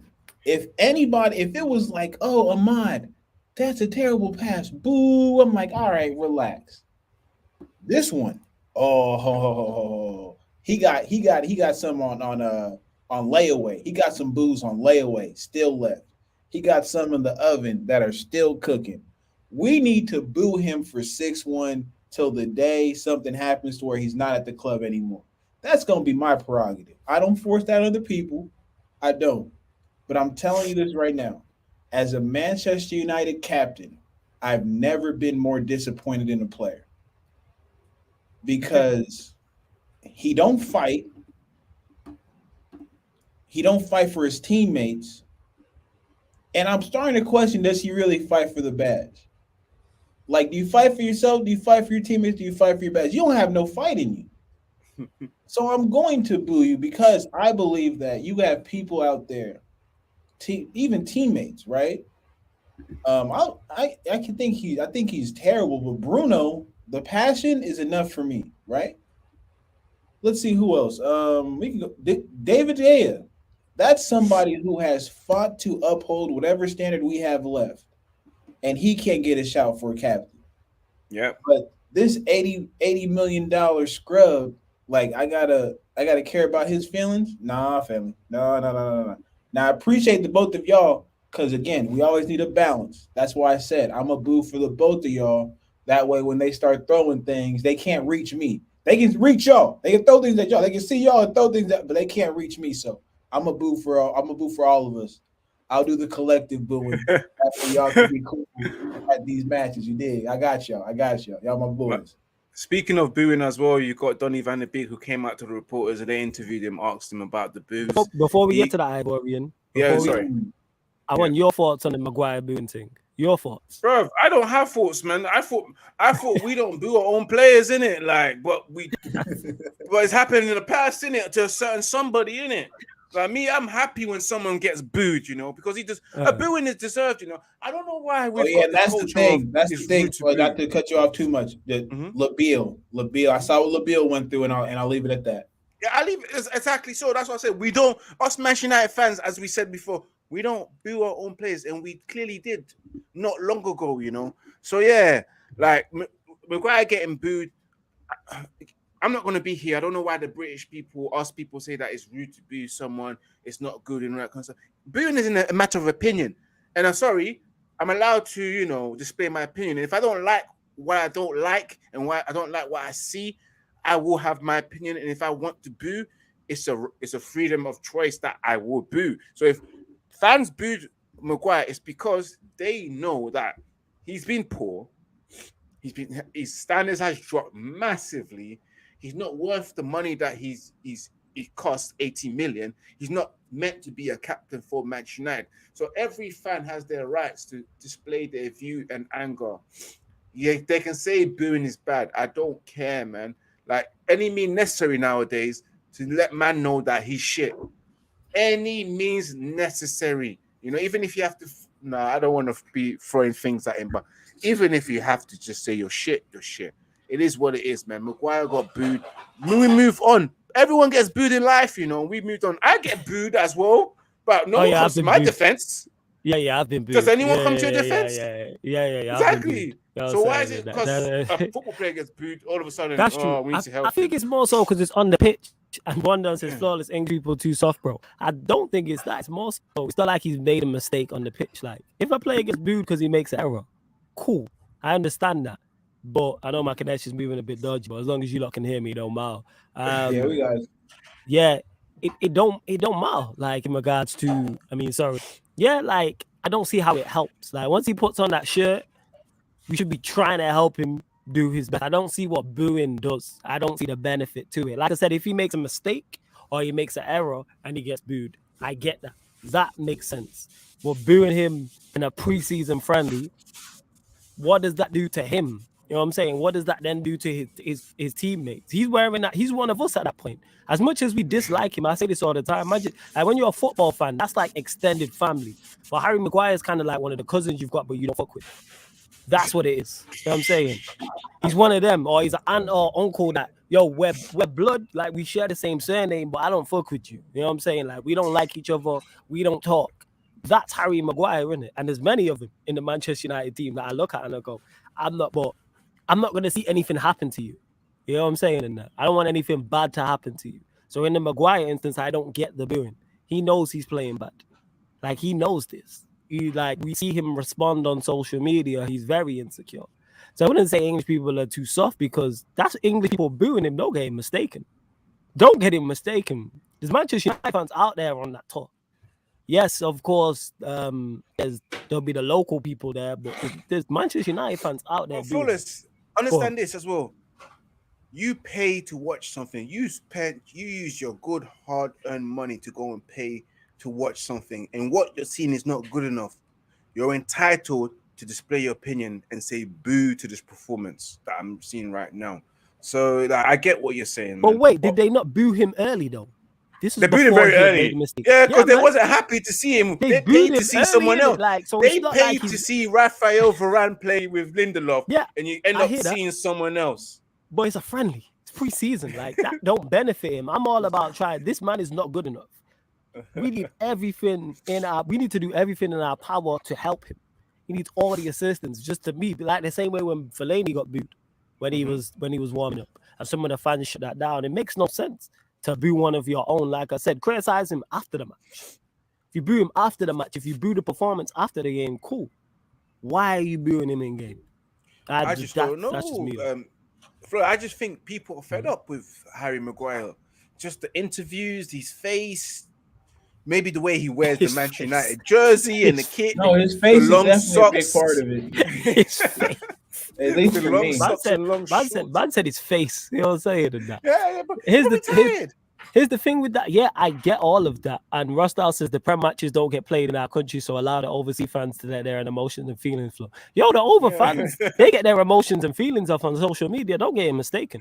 The criticism he receives isn't all from people in the UK. Like, look at Eddie. Eddie's here. You know what I'm saying? And that. You think Eddie cussed him out, but long before him. I'm saying.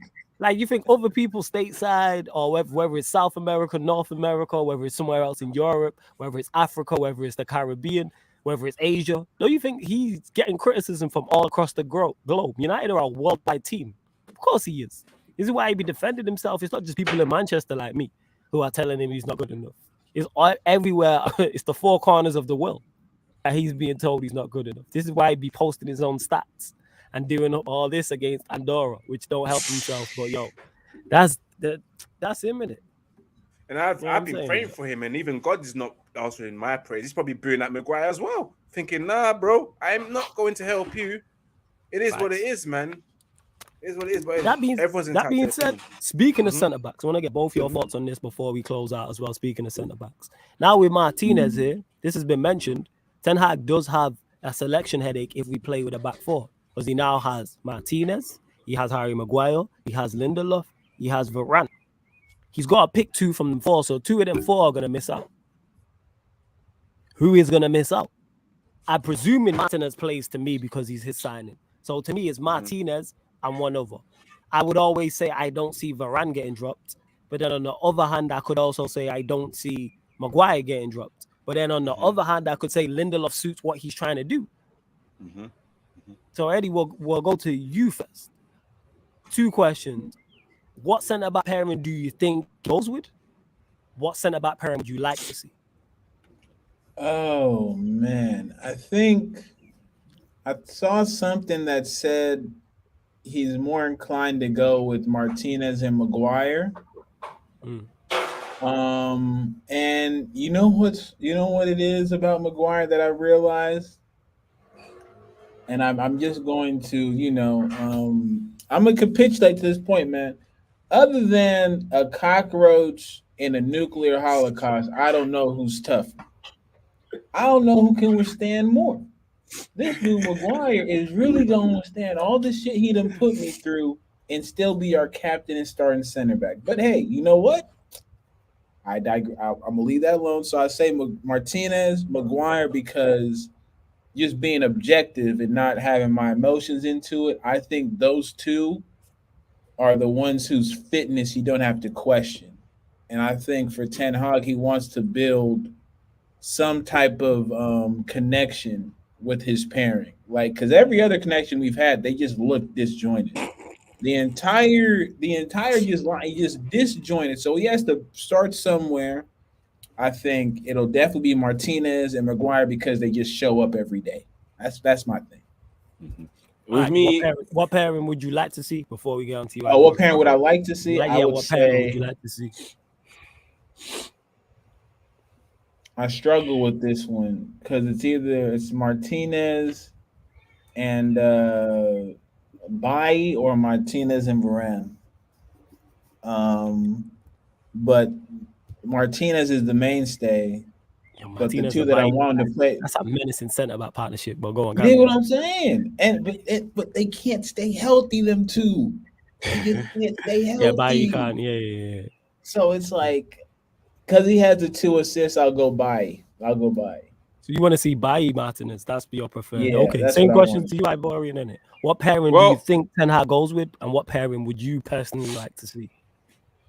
To answer your question, looking at the way the preseason has folded, I've seen that. I've noticed that Harry Maguire has been moved from the left-sided centre-back that he favours playing to right-sided centre-back throughout the games that he's been playing in pre-season, and happened to drop Lindelof there at the current moment. Looking like that, I'd probably see, of course, Maguire playing alongside Lisandro Martinez, which, of course, I have an issue with because, of course, Harry Maguire just ain't the one. Defensively, mentally, his ability, everything about him just tells me we've made a mistake in terms of signing this defender, and I blame myself because I called it out that he'll be captain and he became captain. That's why they say you should be careful of the things you say because they might come back to hurt you. Yeah, exactly. So yeah, I see that happening because again, we're not going to take this L, and I've said it before, Manchester are not taking this L on Maguire. Because if they did, they'll do what Chelsea did, taking that L with Lukaku and getting rid of him somehow, any way necessary. So he's the captain. I see him starting. What I would like to see is Lisandro Martinez and Rafael Varane. I'm a big fan of Rafael Varane. It's just that it's a shame he can't stay fit. It's just a shame because if he can stay fit, Manchester United will benefit so much with having Varane at the back, because you can see what he brings, the qualities he brings. The guy is strong on both foot, so he can open up the play. He can contribute to the attacking phases. He can pass on his left foot. He can pass on his right foot. You saw the pace he has as well, and the calmness and the experience he has playing for Real Madrid. I see that as my ideal centre back pairing, Flawless. I'm gonna throw it back to you, and you end it. Yeah. In regards to it, what we'll probably see is Martinez and Maguire. That'll probably be the two. Martinez being his guy, Maguire staying as captain, which I do understand because he don't know these men. He doesn't know the players to go and pick another captain. He don't know their mental attributes. Technical attributes is one thing, but do I know who's a leader, who's not? You know what I'm saying? Who's on it when the going gets tough? And that's one thing he's going to figure out during the season. He'll find these things out.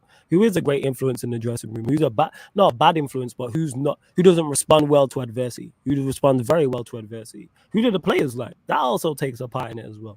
So I see him going with Martinez because it's his signing, and Maguire just for that familiarity. What I'd like to see is Martinez and Varane, because I think he's the perfect. I keep saying this. He's the perfect foil for Varane. When Varane's been at his best, it's the aggressive centre backs. It's your Ramos. It's your Pepe. It's one of those. And I'm not saying for 1 minute Martinez is that level. I'm just talking in terms of profile. This is why I was like talking about Rudiger. I was like that profile. I wasn't saying go and get Rudiger, but I'm saying that profile. And what we have with Bailly and Martinez, we now have two of that profile. With Varane and Lindelof, we now have two of that profile. Maguire is just not good enough. But we'll see. Hopefully, Ten Hag proves us wrong. I'd love to see. As long as if Maguire's not in it, I'll be over the moon. That's what it is. If he's not the starting centre back in the first game, I'll be over the moon, because it's like, right, you really making a stop to make him captain, but drop him straight away. Well, not drop him, but not have him starting is a statement of intent, and I can see Ten Hag doing that. I can 110% see Ten Hag doing that. We've seen it, like him shouting at De Gea today. That was hilarious. He's ruling with an iron fist. You can see the difference already, and that's what we started the show off talking about. I live in NY, and all my family and friends in the Caribbean laugh, and Curse Maguire says Dales. There you go, innit? There you go, man. Standard worldwide in that. Standard is worldwide. It is. We're going to close out the show shortly, people. I think we have discussed everything. I think so. We've discussed. I mentioned, Ross said Bailly had crazy long-term injuries 3-4 years ago, but he hasn't recently. Only missed 10 games through injury since January 2021. He just wasn't getting picked. The problem is when he plays, he gets injured. Shit flying low. You know what I'm saying? Hella low. I'm sorry. I had to read it too. Is this the one you said Bailly had crazy long-term injuries 3 or 4 years ago, but he only missed 10 games through injury? Oh, okay. Never mind. Continue. I didn't see that.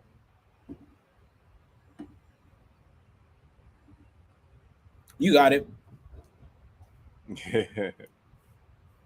What was his joint?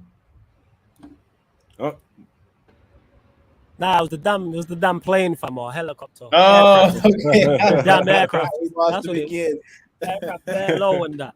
Aircraft hella low. Like, I'm like, yo, that's what it was.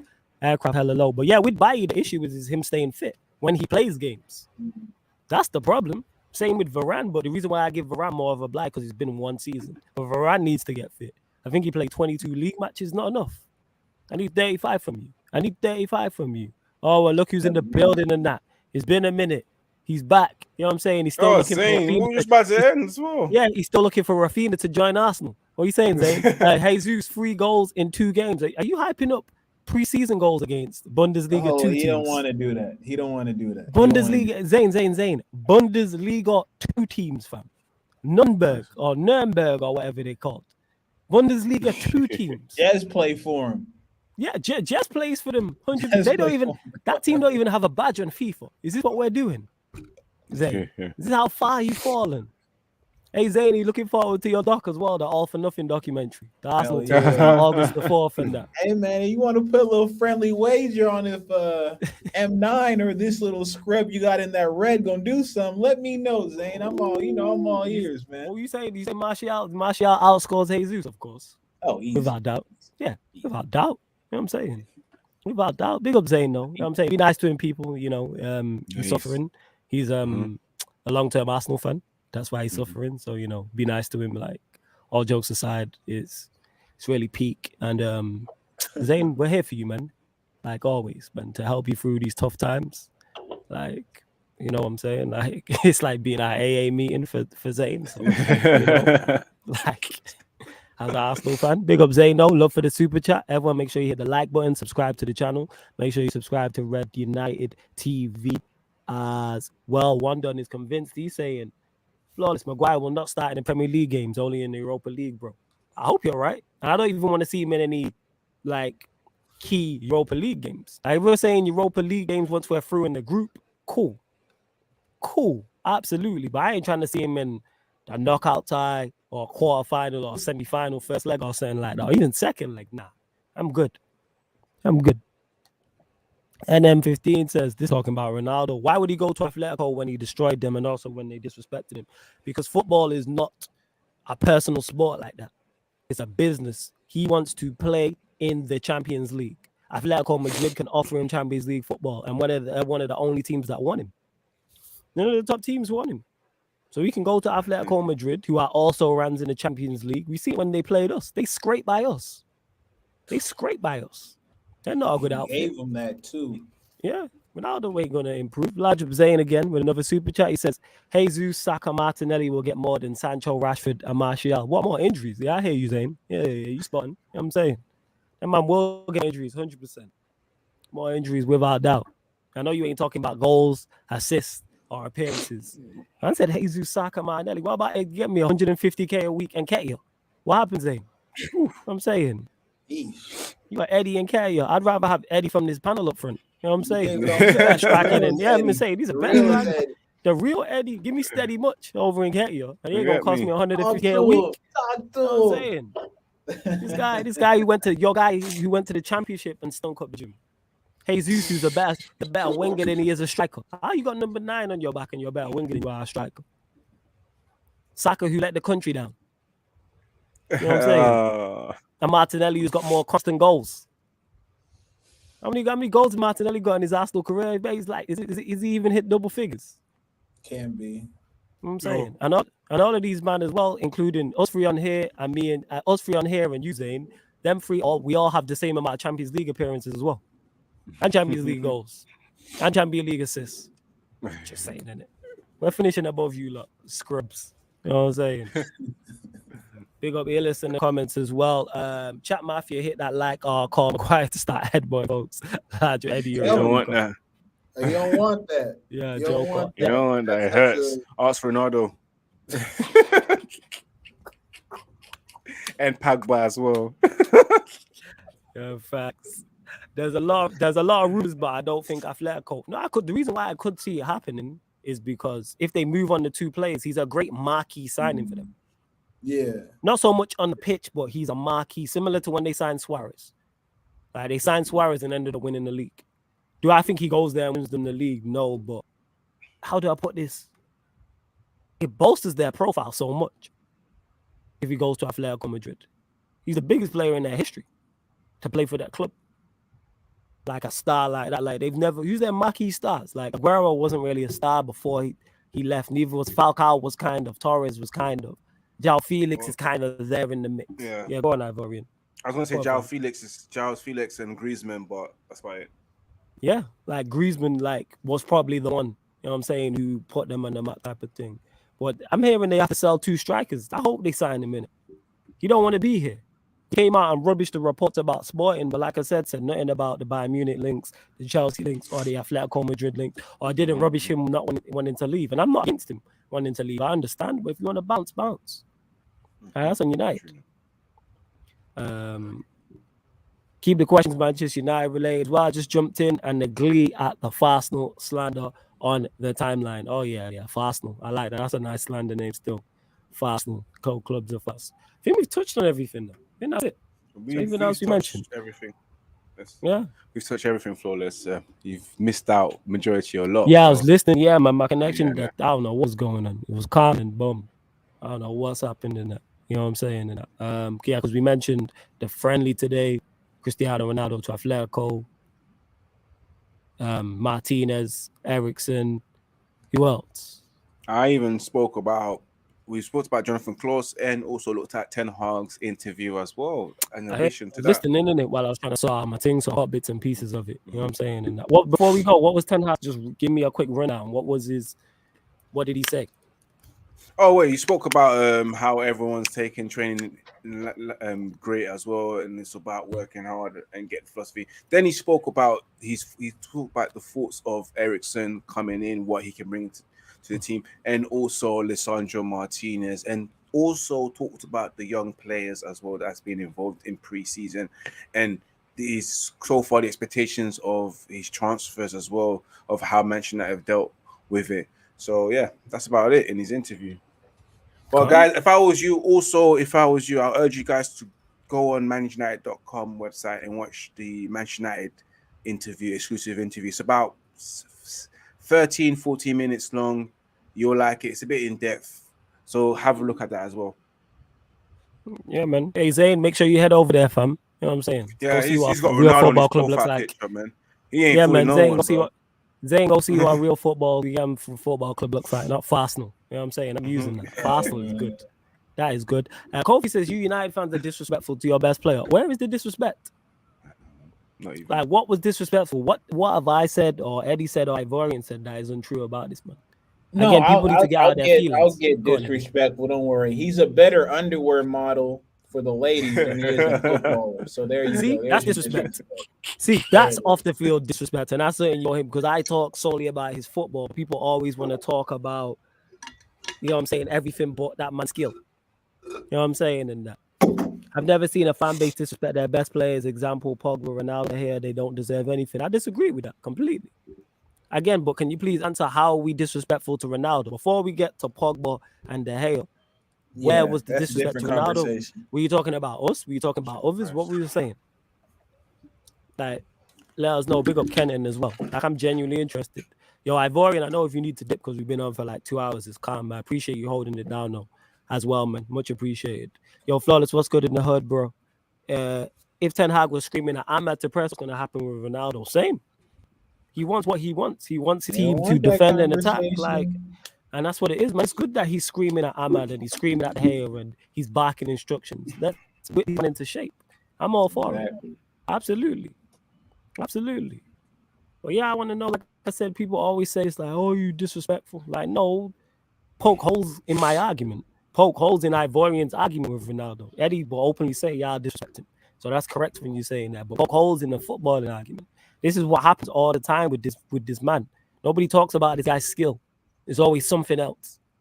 You know what I'm saying? Talk about that man's skill set. I've said this before, and let's talk about his attributes. If I say something, poke holes in the argument, don't worry about how I'm saying it. Listen to what I'm saying. But if I turned around in the same breath and said, Vern is better than Cristiano Ronaldo, people would be, People would be on my case about it. People won't be talking about how I'm saying it. They just tell me I'm wrong and poke holes in the argument. How can you say you wouldn't want to see him in the last stages of the Europa League if he stayed? See, you just joined because I said that earlier on this very show. This is what I'm talking about. Either you don't know or weren't listening. But either or, don't presume things. I legit said this on this show earlier on, just before. I don't know what the timestamp was, but I stated this. I said Ronaldo in the correct role will do well, specifically in the Europa League. I said he could be a big factor in us winning that competition. But you know what it is? Ronaldo don't want to be here. Yeah. He don't want to be here. Really, though? It is what it is. All right, we're going to close out the show. Anyway, we're going to close out the show.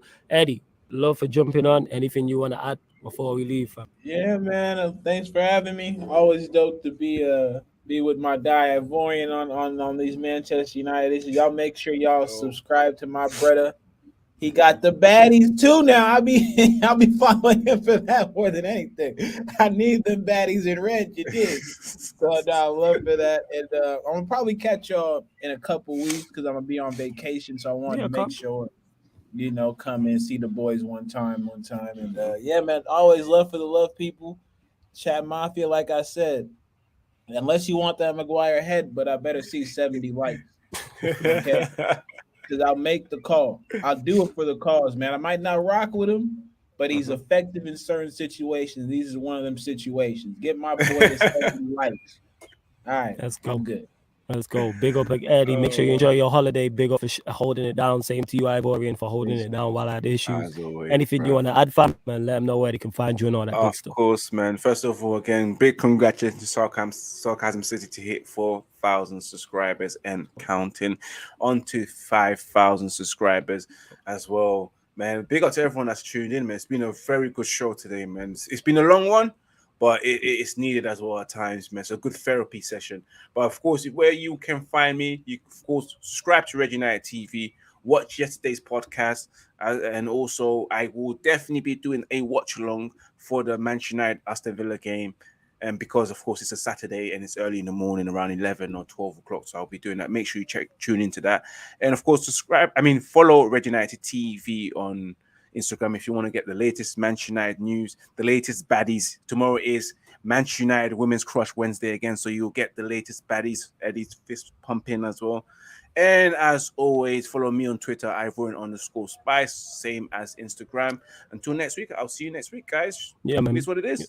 Like I said, people, normally you can catch Ivorian here, 5:30 p.m. ManDem United podcast, and then 5:30 on Thursdays, you'll catch Eddie as well, but like Eddie stated, because he's not about for the next couple of weeks, that's why he's on this one, but you'll still get the show every Tuesday, every Thursday, the ManDem United podcast. There is a playlist on the YouTube channel, so you can click it. If this is your favorite show, and you want just Manchester United content, click the playlist, and then you can find all the shows there as well. You can find all the shows. Make sure you hit the like button on the video, make sure you share it, make sure you subscribe to the channel.